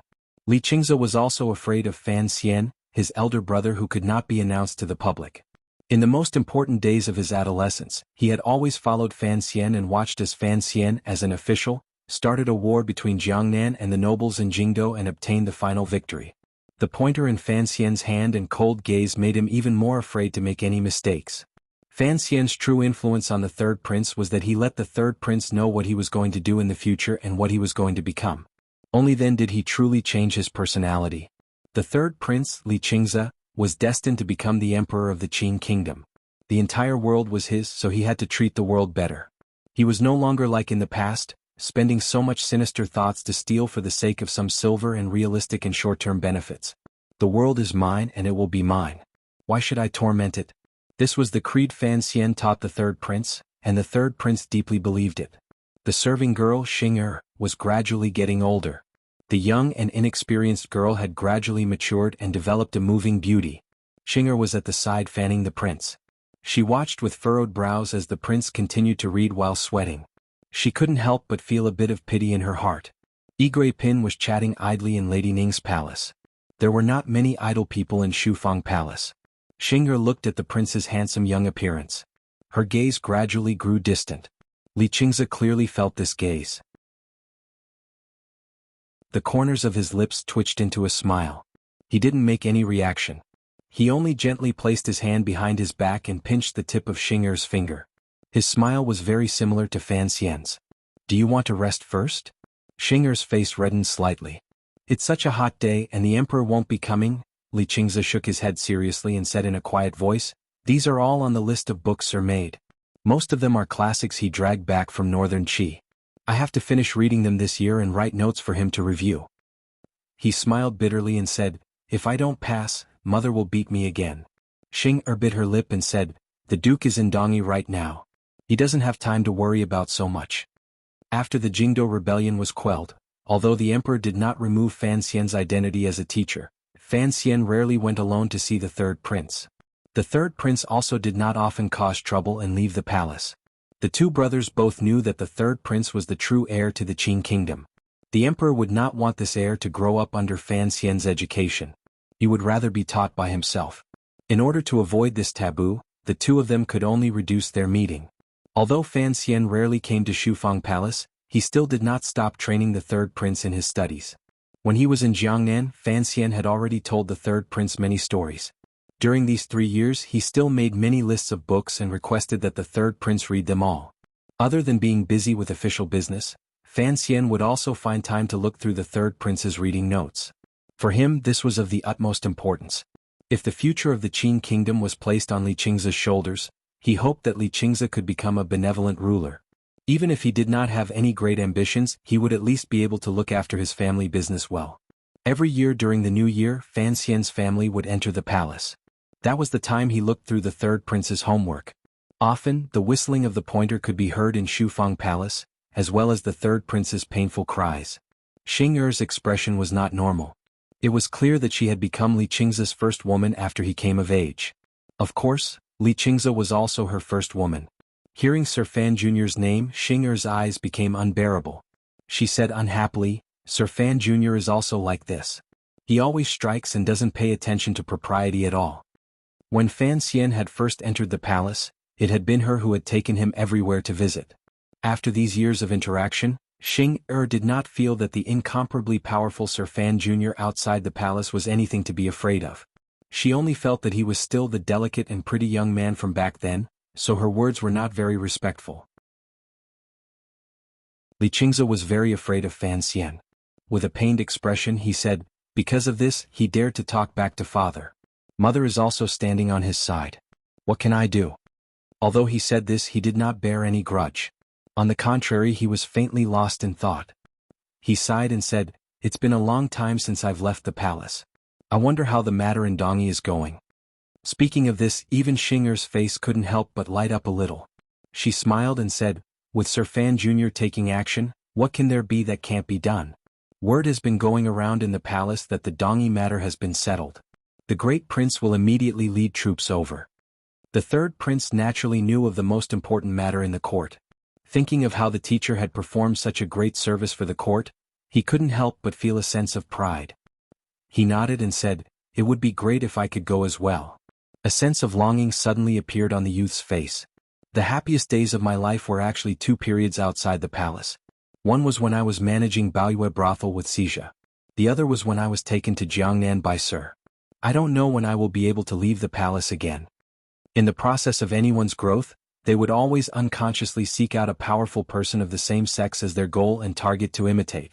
Even the princes born in the royal palace were no exception. However, they matured much earlier than the youth of the common people. When Li Qingze was in the beginning stages of puberty, there were 2 large mountains in front of him that he needed to look up to. One was his father and the other was Fan Xian. However, the Qing emperor's power carried a coldness that kept people away and his family away.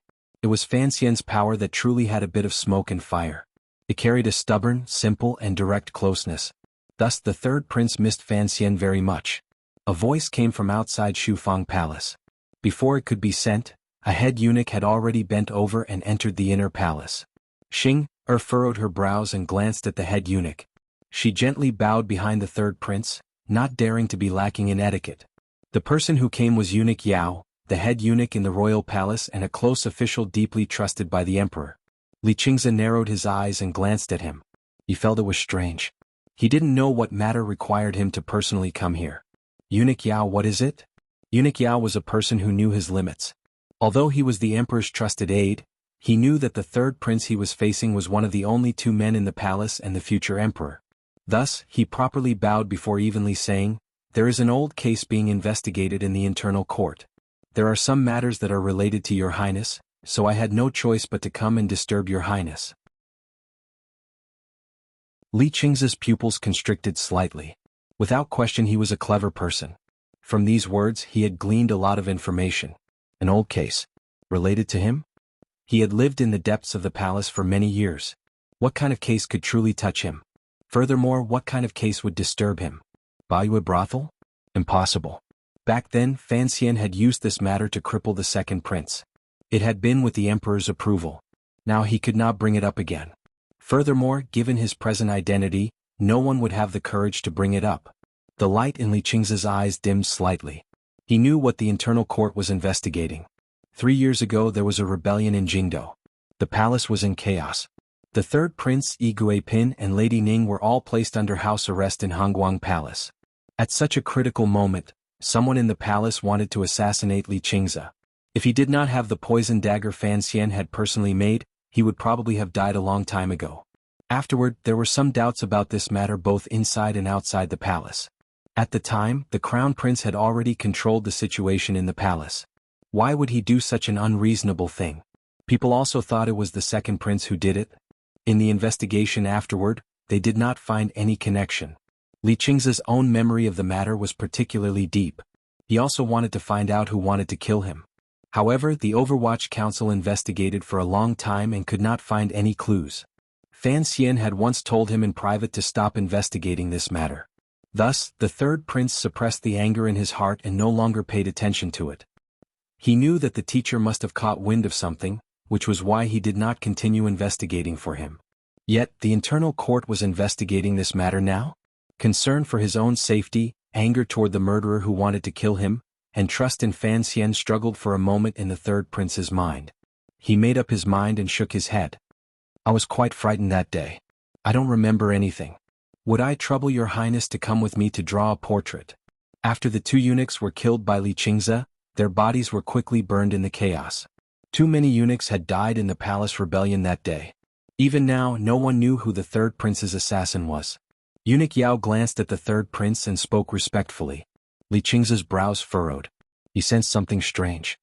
"I still need to read. Since I am fine, don't worry about such a small matter." "How can that be? Your highness is a member of the royal family. How dare someone have thoughts of disloyalty toward your highness? The emperor is furious and has ordered a thorough investigation."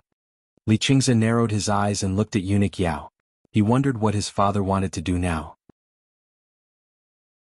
If he was truly furious, then what had he been doing these 3 years?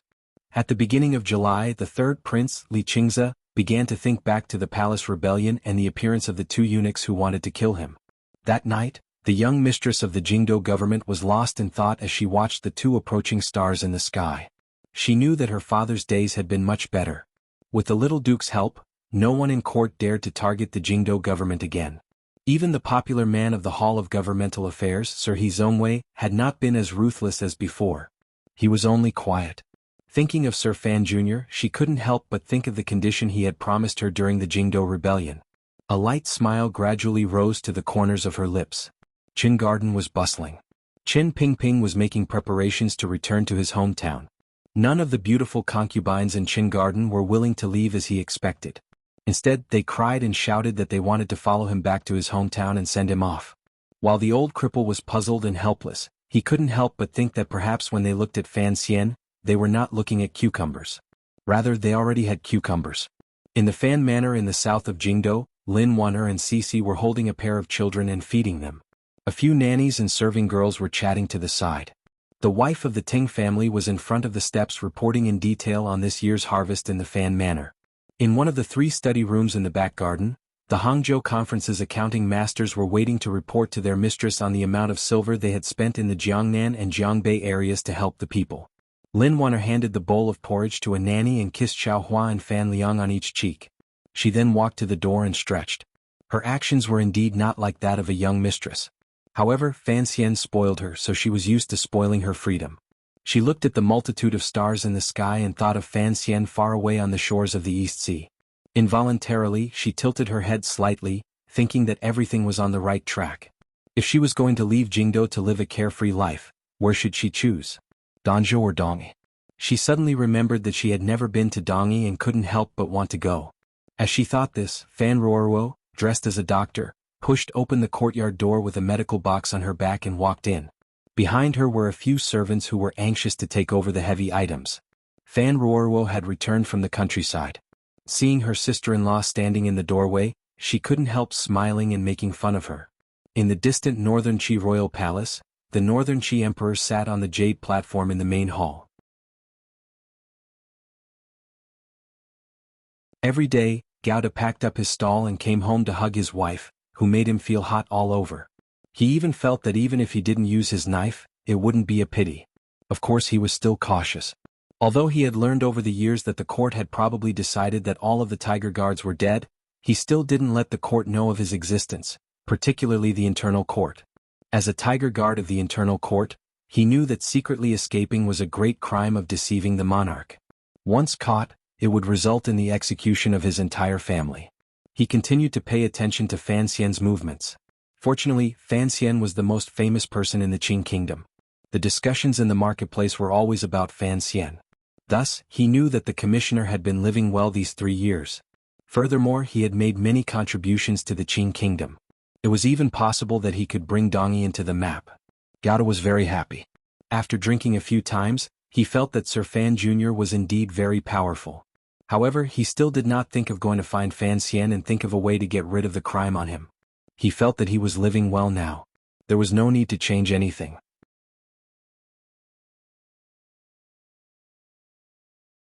Chapter 683. The mountains were high, the emperor was far away, and the people in the countryside were cruel. In the present Qing kingdom, all of the officials were under the powerful supervision of the Overwatch Council. However, the Overwatch Council was, after all, a somewhat deformed organization. It was impossible for it to control all the joints of a feudal dynasty from top to bottom. The lower it went, the more remote it was, the more despicable the faces of the officials, the privileged class of officials, became. Dazhou was a remote province. Although the bailiffs and officials here could not be said to be like wolves and tigers, it was clear that they were not good people who loved the people. Particularly on such a hot summer day when the sun made the bailiffs sweat, it had also sunk away much of their rationality. In addition to the 1.5 kilograms of beef and 20 grams of white wine, the alcohol roasted the bailiffs' hearts. They left the small wine beach and came to the noodle stall. With a smile, they stared at the beautiful female boss and began to drool. Teasing a woman in public was not something normal bailiffs and officials would do. If this had happened in the past, these bailiffs would probably have just looked and let it go. For some reason they could not move their feet. The words in their mouths began to become dirty. A few of them, whose faces were red from drinking too much, had the intention of asking the woman in the noodle stall to keep them company. It was all because the yellow wine was too easy to drink, the white wine was too strong, and the woman in the noodle stall was too delicate and pretty. Gauda married a wife in Dazhou. He had never told her what happened in the past. He just lived his life peacefully. Sometimes, he felt that the heavens were indeed looking out for him to have given him such a beautiful wife at the beginning of the second half of his life. She was a widow, mute, and had a son. Even so, Gauda still felt that he was very lucky. She was a famous beauty in Dazhou. In Gauda's eyes, she was not much worse than Sea Lily, who had been sent to Northern Qi. Furthermore, she was very gentle, virtuous, and good. So good that he didn't know what words to use to describe her. In order to hide his true identity, Gauda should not have married such a dazzling and beautiful woman. However, he liked her and felt pity for her. Incidentally, he also felt pity for the 1-year-old boy. The mute lady also liked the honesty of this stranger, the muscles on his body that were full of strength, and the feeling of reliability and safety. Although she was beautiful, she was a mute widow after all, so she did not expect any good ending in life. She didn't have any relatives in Dazhou City. Those men who were always drooling over her probably only coveted her body and wanted to tie her back to be a concubine. It was even just that, her mute wife wasn't willing. She just wanted a simple and warm home. Very naturally, these two people came together. They invited a few neighbors to a meal, and Song Changgong, who came from a foreign land, stayed with the poor mute widow in Dazhou City. Then he opened a noodle shop. The one-year-old child would sometimes come to the noodle stall, but when business was good, he could only ask the old lady in the neighborhood to take care of him. The people in Dazhou were as simple and reliable as the people around the Qing kingdom.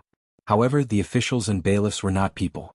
From ancient times until now, they had never been people. Thus, Gao Da's wrist that was picking noodles sank. His face was slightly lowered. Shrouded in the steam rising from the noodle pot, it was impossible to see the emotions in his eyes. The woman's face was flushed. It was a blush of embarrassment and anger. She listened to the increasingly filthy words in the shop. Tears of humiliation gradually rose in her eyes. She glanced at her husband beside noodle soup, hoping to see something. However, she didn't see anything. She was slightly disappointed and resigned to her fate. Before they got married, she knew that Brother Song was a timid person and an honest man who didn't say much more than she did. The silence of the noodle stall couple encouraged the bailiff's arrogance. Matters of the world were always like this. When one side oppressed the other, if there was no resistance, the power of the oppression would grow.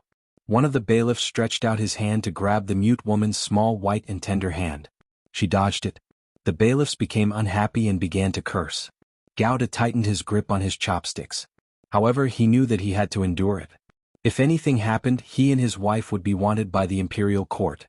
Furthermore, he was, after all, an ace of the early royal court. He always had some confidence in the Qing officials. He always thought these bailiffs were just there to enjoy themselves and would leave later. However, these bailiffs did not leave. A high-ranking official from the Ministry of Justice was holding down the fort in Dazhou.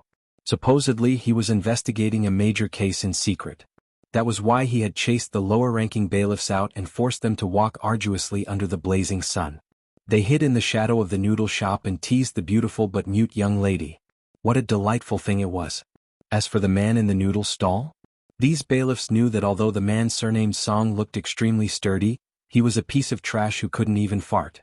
Teasing the wife of a trash in front of his face, wouldn't that be even more delightful? The other people in the noodle shop saw that the situation was not right and had long snuck away. Before they left, they cast a sympathetic and warning gaze toward Gao Da. The people did not fight with officials. They didn't want the owner of the noodle shop to actually start a fight with the bailiffs. Gao Da didn't make a fuss. He just held his chopsticks and quietly called his wife back to the back of the shop. He then walked to the side of the table and awkwardly pushed up his cheeks. A smile that was uglier than crying rose to his face. He said a few words of flattery and begged for mercy. It was indeed very awkward. In this life, Gao Da had only flattered Fan Xian. Fan Xian thought his flattery wasn't good enough and stopped him from learning from Wang Qinian. From that day onwards, Gao Da no longer sucked up to anyone. Even a third-rank official had to be extremely courteous in front of him. To flatter and beg for mercy from these bailiffs was already the greatest concession Gao Da had made for his life. He had been messing around in the world for 3 years. Logically speaking, he should have learned some things. However, he was, after all, a tiger guard Gao Da with a knife in hand. He had defeated the enemy in one move in Shangjing.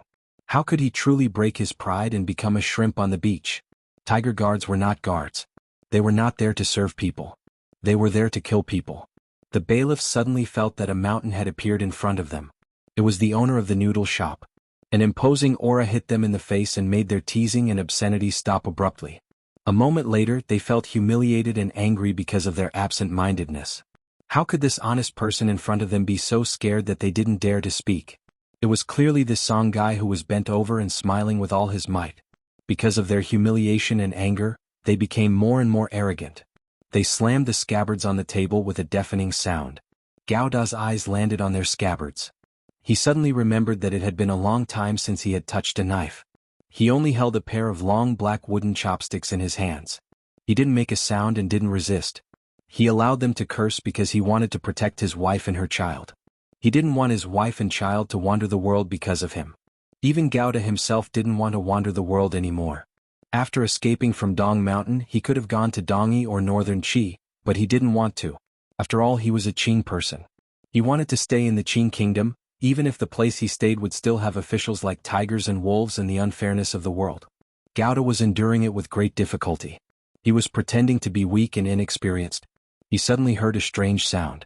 Turning his head to look, he saw a drunk bailiff leaning against his wife's side. His hand was moving toward the round spot under the cloth skirt. Gauda's hand holding the chopsticks tightened like he was holding a very long knife. His expression didn't change. His gaze remained calm. There was no longer any restraint or pretense. He didn't need to think about anything. Gauda had overestimated these bailiffs, so he had easily killed a person.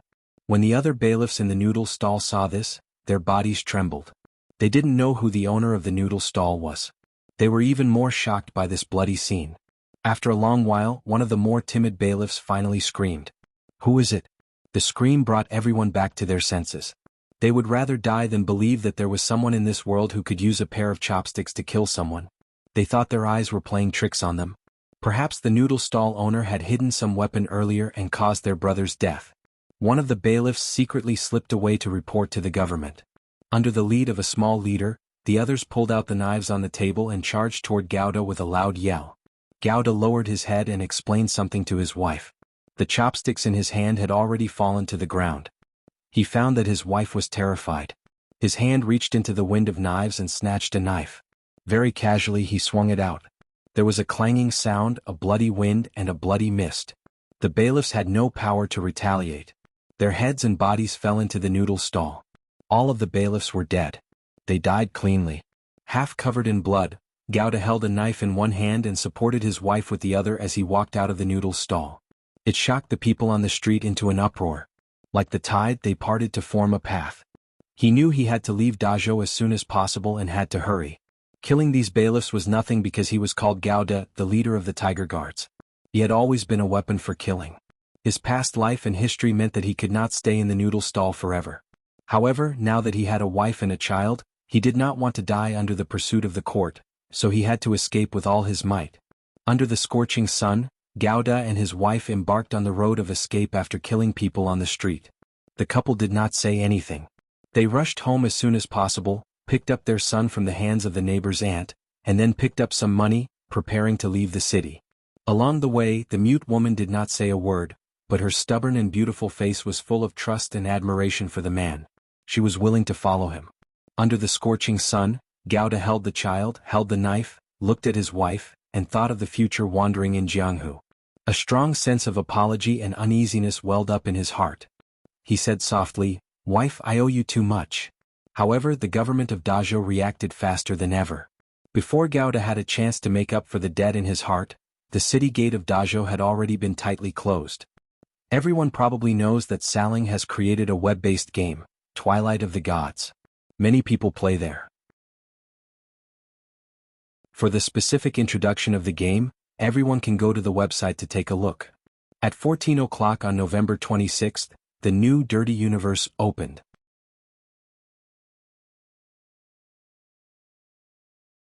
Chapter 684. Gauda's luck was not good. It should be said to be very bad. He knew that a bailiff had secretly slipped away from the noodle stall, but he didn't care because most bailiffs were cowards who were afraid of death. Moreover, in his judgment, a mere province couldn't possibly produce any extraordinary figures. His and the mute woman's reactions could be considered quick. They returned to the courtyard, picked up the child, and headed toward the city gates.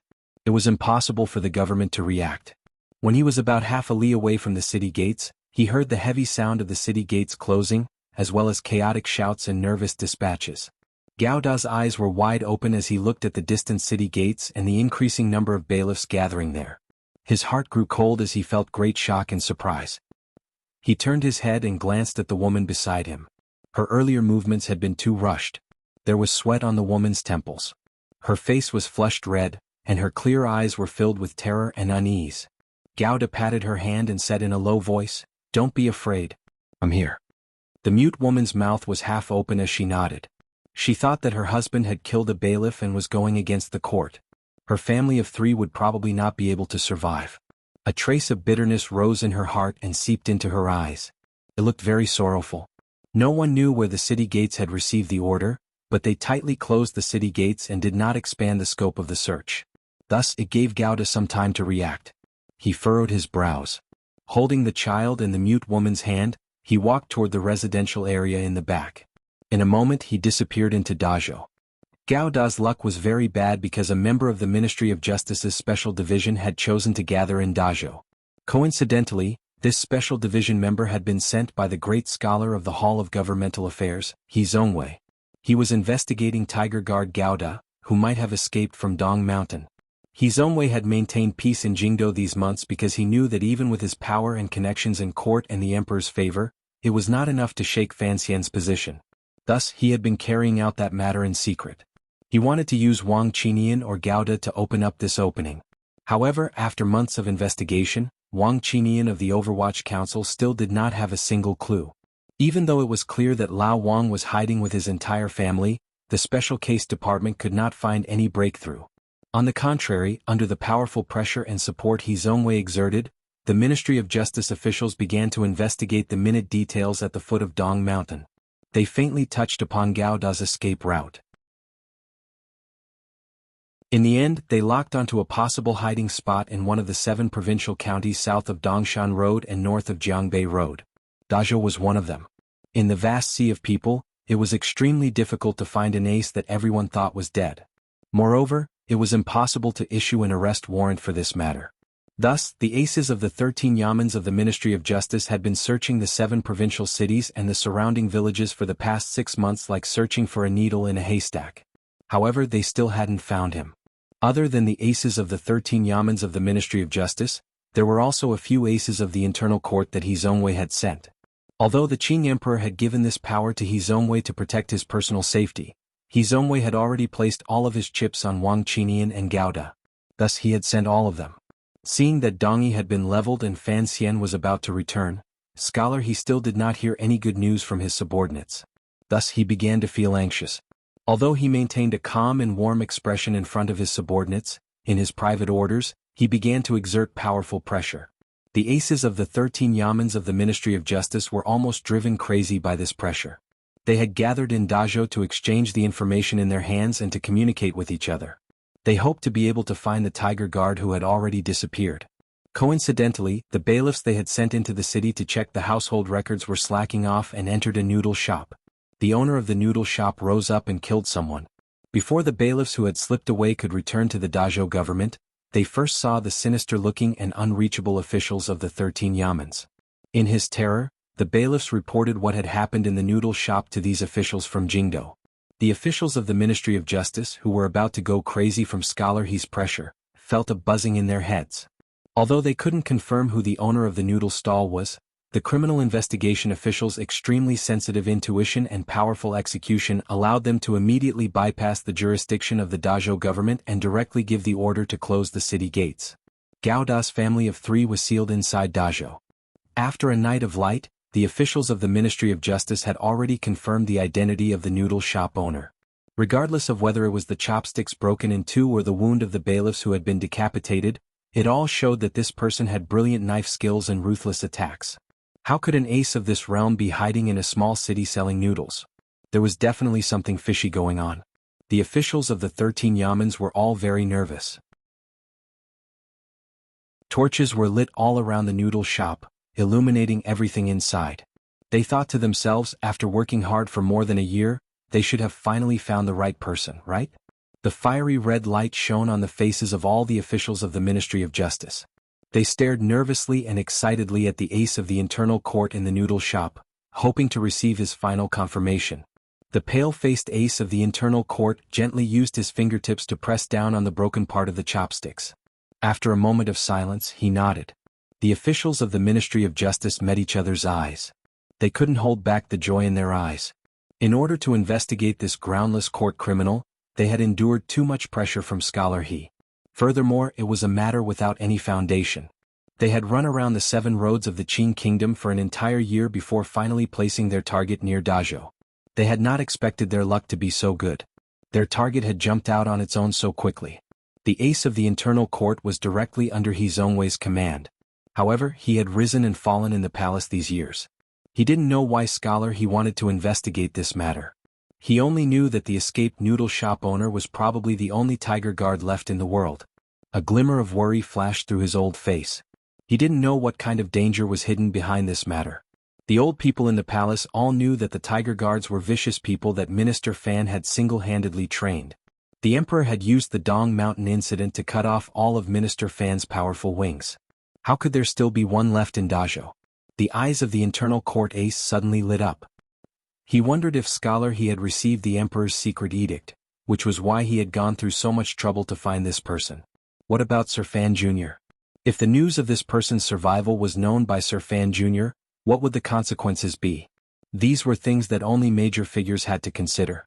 They were only officials and subordinates. They acted according to orders. Since it was a court criminal who had escaped before the battle, he had to be captured. The internal court ace looked at the joy in the official's eyes and couldn't help but sigh in his heart. He thought to himself that these officials probably didn't know how terrifying the tiger guards were. Particularly, a tiger guard who had learned to escape before the battle. The city had been sealed for an entire day and night. The Dazhou Zhizhou also learned of this matter. Although he was angry that some unruly commoners had dared to kill his own bailiffs, compared to such a major matter as sealing the city, he was more angry for some unknown reason. These people from the 13 yamens of the Ministry of Justice dared to interfere with local politics. Did they not understand that once the city was sealed, the people in Dazhou would have a hard time living? After the 13 yamens of the Ministry of Justice revealed the secret order from the Hall of Governmental Affairs and the identity of the internal court ace to the Zhizhou, he immediately fell silent like a quail. He knew that the noodle stall owner was not only a court criminal but also had a terrifying background, which was why so many people from Jingdo had come to capture him. The Dazhou Zhizhou immediately expressed his attitude. He mobilized all of the officials and bailiffs in the provincial yamen and began to cooperate with the officials from the Ministry of Justice from Jingdo to sort through the city. All of the local elders in charge were also mobilized. In a place like the Qing Kingdom, once the local government mobilized all of its power, it was not difficult to find a few people in the city. Since the criminal had a wife and child, he had to sleep, eat and interact with people. The officials of the Ministry of Justice were very satisfied with the strength of Dazhou's cooperation. They believed that in at most 2 days, they would be able to force the criminal out of the private residence in Dazhou. Gauda, who had been hiding in the private residence, had not eaten for a day and night. He carefully hid his tracks and only took a risk to steal a few pieces of clothing and some food and water for the child. The tiger guards had never received training in hiding. After following Fan Xian for a few years, if Gauda truly hid by himself, it would probably be difficult for anyone to find him. Just as the government had judged, he had a wife and child by his side. This was the most troublesome matter. The mute woman's spirit had been tortured to the point where it was almost unbearable. Her large eyes were full of sorrow. Gauda knew that if the government wanted to find the 3 of them, it would take at most 2 days. After thinking for a long time, he decided to take the initiative and break out. The time to break out was chosen at dusk, the time when people most easily relaxed. This was also the first day after the noodle stand murder. In the blood-like dusk, Gauda, with a cloth chain tied to his chest and the child tied to his chest, held his wife's hand and slowly walked toward the city gate. He thought for a long time and still could not think of a way to take his family over the tall city walls, so he could only choose to force his way through. He walked step by step toward the city gate. The soldiers and bailiffs at the gate were nervously watching the people going in and out. Although the city was sealed in name, in reality, the villagers responsible for carrying water and bringing in vegetables could still enter and leave the city. However, the security here was very strict. It felt even stricter than in Jingdo. A few officials of the Ministry of Justice from Jingdo held a portrait and coldly and meticulously examined everyone's appearance. As he got closer and closer to the city gate, Gauda felt that his hands were slightly wet. It was not from his nervousness but from his wife's hands. He turned his head to glance at the mute woman and found that her body was already trembling. It looked like he would not be able to hide it from the sensitive officials of the Ministry of Justice at the city gate. Gauda sighed in his heart. Of course he had never thought about sneaking out. The family of 3 stood in front of the city gate in front of the officials of the Ministry of Justice, bailiffs and soldiers. They were only 27 feet away from the line that led out of the city. Outside the city gate, there was a donkey cart carrying vegetables. Gauda's eyes were fixed on the donkey cart. The city has been sealed. No one is allowed to enter or leave, a soldier said in a loud voice to Gauda. It was clear that these 3 people could not be farmers outside the city. The aces of the 13 yamans of the Ministry of Justice narrowed their eyes. They looked at the family close at hand. Their pupils gradually constricted.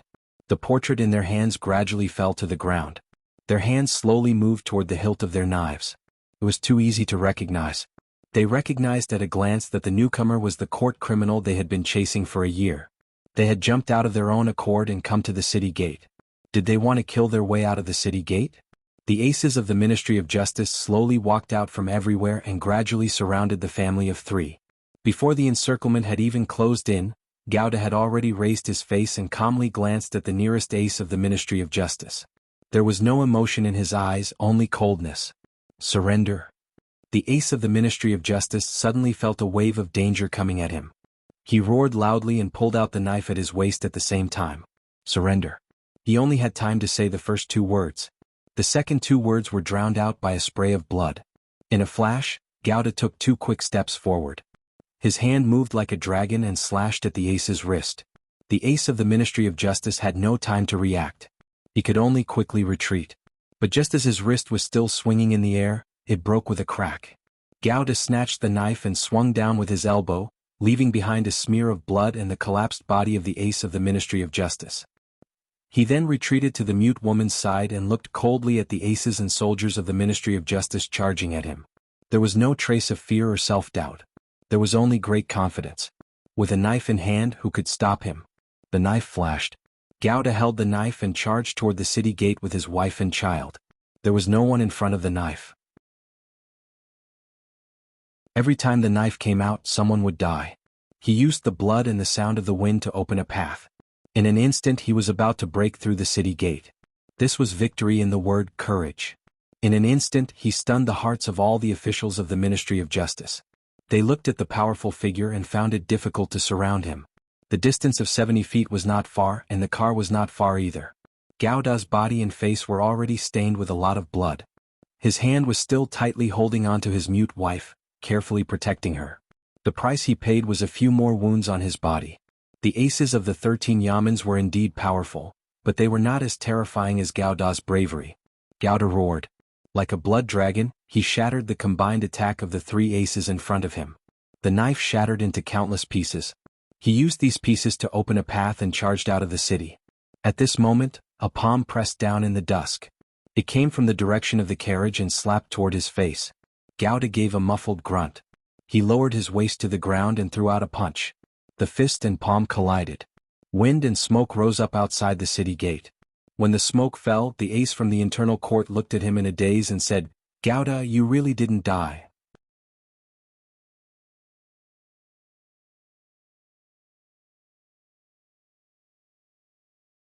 The eunuch glanced at the beautiful woman beside him and said with a strange smile, "However, the price you will pay may not be something you can bear. Just surrender. You know you have no way out, so why drag others down?" The eunuch said gently. At this moment, the sun had already set, leaving behind a wisp of helpless twilight that enveloped the city gate. It was drowsy and caused one to feel drowsy. A hint of struggle and sorrow flashed through Gowda's eyes. After a moment of silence, he faintly said, "If I'm captured by you, I won't be able to live. Does that mean she will be able to live?" The eunuch lowered his head and said a moment later, "Adults naturally have to pay for their actions.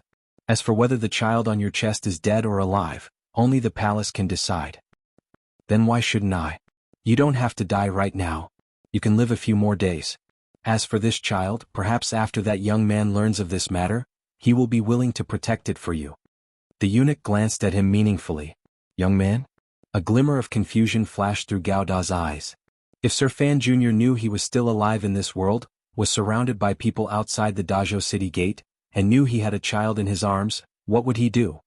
He had committed the crime of deceiving the ruler, so there was no reason for him to escape.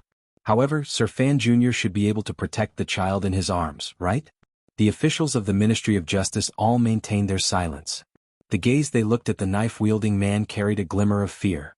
In the battle at the city gate earlier, in just a few breaths, 6 of their colleagues had died tragically to that blade light. They knew this knife-wielding man with his wife and child was the legendary Tiger Guard, the Tiger Guard who had fought Sigujien to the death on Dong Mountain. They had already surrounded him, so why didn't they immediately charge forward and cut him to pieces? Everyone had this impulse because of the unease in their hearts.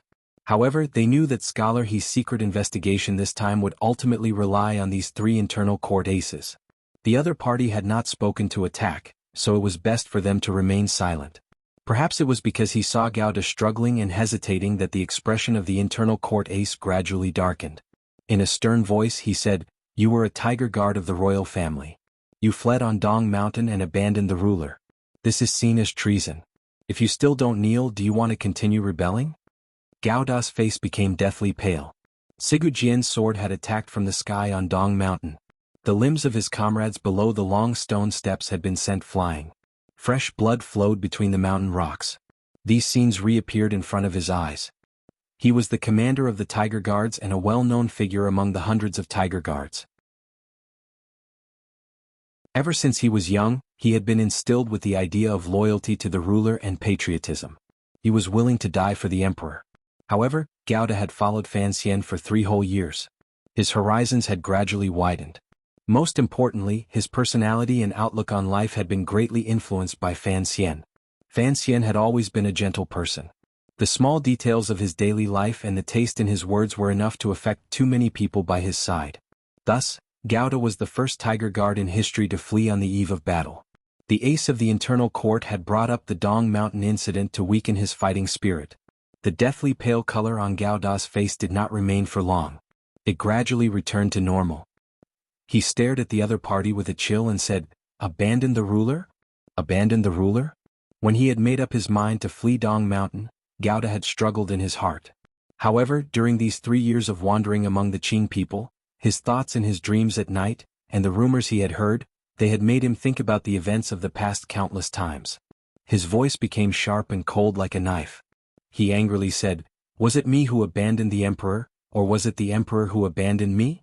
On Dong Mountain, 100 Tiger Guards all died at the hands of the enemy for the sake of exhausting Sigu Jian's killing intent. Gauda grew angry. His voice grew louder as his eyes widened in anger.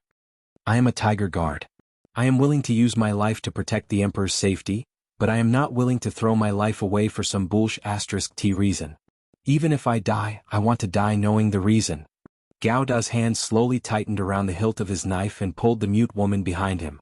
Glaring at the ace of the internal court, he enunciated each word clearly, "I just don't want to die like those companions of mine who are useless and muddle-headed. What is wrong with that?" The ace's voice grew sharp and trembled. It was as if he had not expected to hear this Tiger Guard say such treasonous words outside Dazhou's city gates. He cursed angrily in a sharp voice, "If the emperor wants the official to die, the official has no choice but to die. As a Tiger Guard, how could you say such treasonous words? You are truly incorrigible. I've already done treasonous things. What's there to say?" At this moment, Gauda suddenly felt his entire body relax. He had finally vented all of his resentment toward the emperor. Yes, the Tiger Guards were only death fighters raised by the royal family, but Gauda was already an independent person. He did not want to live muddle-headed and die muddle-headed. Gauda used strips of cloth to tightly tie the mute woman to his back.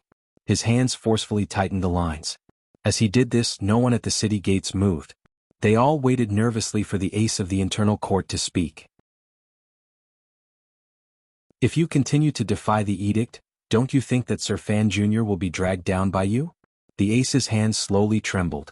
He was gathering his energy. Suddenly, he opened his mouth and said something that pierced straight into Gauda's heart. Gauda laughed coldly and said, "Who is Fan Xian? If he's dragged down, then he's dragged down. Is there anyone good in this world?" The ace's expression changed slightly. It was as if he had not expected Gauda to say such a thing. Did he not have any affection for Sir Fan Jr. anymore? Of course, the truth of the matter was not like this. When the ace said that he was not under Eunuch Yao's orders to capture him, Gauda knew that there was something fishy about this matter. After hearing Scholar He's name, Gauda immediately knew what he wanted to do. More accurately, he knew what he wanted to do. Regardless of whether it was in court or among the Qing people, everyone knew that in the Qing court, Sir Fan Jr. had been suppressing Scholar He with all his strength. Scholar He, relying on his royal favor, was also fighting desperately against Sir Fan Jr. The two sides were like fire and water. However, under the emperor's suppression, there was no chance for them to explode. Gauda knew that given Sir Fan Jr.'s ability and strength, it was impossible for He Zongwei to find a way to defeat him. There did not seem to be a single hole in Sir Fan Jr.'s body. Unexpectedly, he who had escaped from Dong Mountain and survived, was without question, a hole in Fan Xian's plan. He Zhongwei only wanted to capture Gao Da or Wang Qinian. He didn't want these two people to die. As long as he captured Gao Da, it would be like he had captured one of Fan Xian's tails, even though Fan Xian didn't know he had a tail. Gao Da lifted his wife's body up. The murderous intent in his eyes grew stronger and stronger. He stared at the ace and didn't say a word. If he was captured alive by the court and used by He Zhongwei to defeat Sir Fan Jr., what kind of harm would that cause? Gao Da had followed Fan Xian for too long and understood him well. Sir Fan Jr. appeared cold and heartless, but he was actually a very protective person. This kind of protection was different from Director Chen's. Fan Xian would give his truest concern to the people close to him. If the court captured him, Sir Fan Jr. would probably risk a taboo to rescue him. Gao Da did not want Sir Fan Jr. to sink into a dangerous situation for him, so he decided to fight to the death and not surrender. He would rather die in front of Dazhou's city gates than surrender without a fight. He also did not want to drag him down for a few more days. However, he had wronged the wife behind him and the child in front of him. A glimmer of hopelessness flashed through Gao Da's eyes, as well as a deep sense of guilt. Holding the knife in his hand, he roared and charged forward. There was no end to killing people. There would always be a moment when a knife would break. How could one person oppose the powerful machinery of a country? Although Gao Da was valiant, he was not a great grandmaster. Under the powerful pursuit of the Qing court, it was already particularly terrifying that he could last until nightfall. Soaked in blood and exhausted, he only managed to charge 3 li out of Dazhou. The Ministry of Justice aces and soldiers who had surrounded him cleverly maintained their distance and only attacked in batches. They did not allow the situation to become so chaotic that Gao Da had any chance to break out of the encirclement. There were torches all around, scattered all around the road. They looked brighter than the stars in the sky. The ace looked coldly at the pursuit on the road in front of him, judging when Gao Da would run out of energy. He furrowed his brows slightly and said, "Have the children be careful. Don't just attack the woman on his back." An official of the Ministry of Justice was slightly shocked. Turning his head to glance at him, he asked, "Sir, why is that?" In the eyes of these officials, although Tiger Guard Gao Da was more powerful than they had imagined, he had a child in his arms and a woman on his back. As long as the tip of the knife pointed toward those places, he would always have some fear and be injured more. The ace slowly walked toward the center of the battle. As he walked, he coughed. Narrowing his eyes, he said, "If we really accidentally kill that woman once Gao Da goes crazy, how can we capture him alive? As long as that woman is alive, she is as heavy as a mountain for Gao Da. Even if he wants to commit suicide, he will have to think about it a bit longer." Even now, this ace still wanted to capture Gao Da alive. After all, this was something scholar he had requested countless times. If Gao Da died, how could he threaten Fan Xian? He Zhongwei was still hoping to use Gao Da to provoke the relationship between Fan Xian and the emperor. This ace could not guess. No one knew how many people Gao Da had killed. He was like a mad tiger and covered in blood. 2 of the 3 internal court aces had already been heavily injured by his heavy blows. Many officials of the Ministry of Justice had also died to his knife. However, his knife was gradually cracking. The Jinqi in his body was about to be exhausted. Everyone could see that after the court had paid the price of dozens of lives, this vicious imperial criminal was finally about to collapse. Everyone let out a breath in their hearts. The Ministry of Justice's special anesthetic began to be applied to the blade of the knife, preparing to carry out the final work of closing the net. A row of black carriages came from the other end of the road. This group of carriages was very strange. It was serene and dark, like people had come from the underworld. The group of carriages was very long and seemed to have no end in sight. Gao Da chopped off the right arm of an ace from the 13 yamans to his right. Suddenly he felt his left knee soften. He knew that he was at the end of his rope. With an unwilling howl, he charged toward the group of carriages. The pursuing officials were not nervous. They were also not worried about whether or not the group of carriages would be caught in the crossfire. They continued to move forward at a leisurely pace.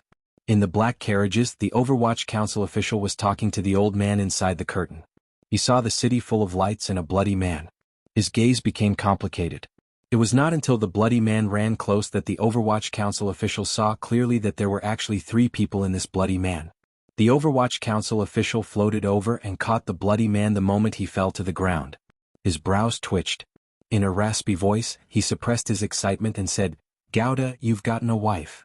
The knife in Gouda's hand was stuck into the ground. He was about to take this person hostage when he suddenly heard this joke. Raising his head, he saw a stranger. "You're tuning in to the Han Li's Wuxia Adventures YouTube channel. We're so grateful for your support, and don't forget to subscribe to join us on this incredible journey through captivating stories.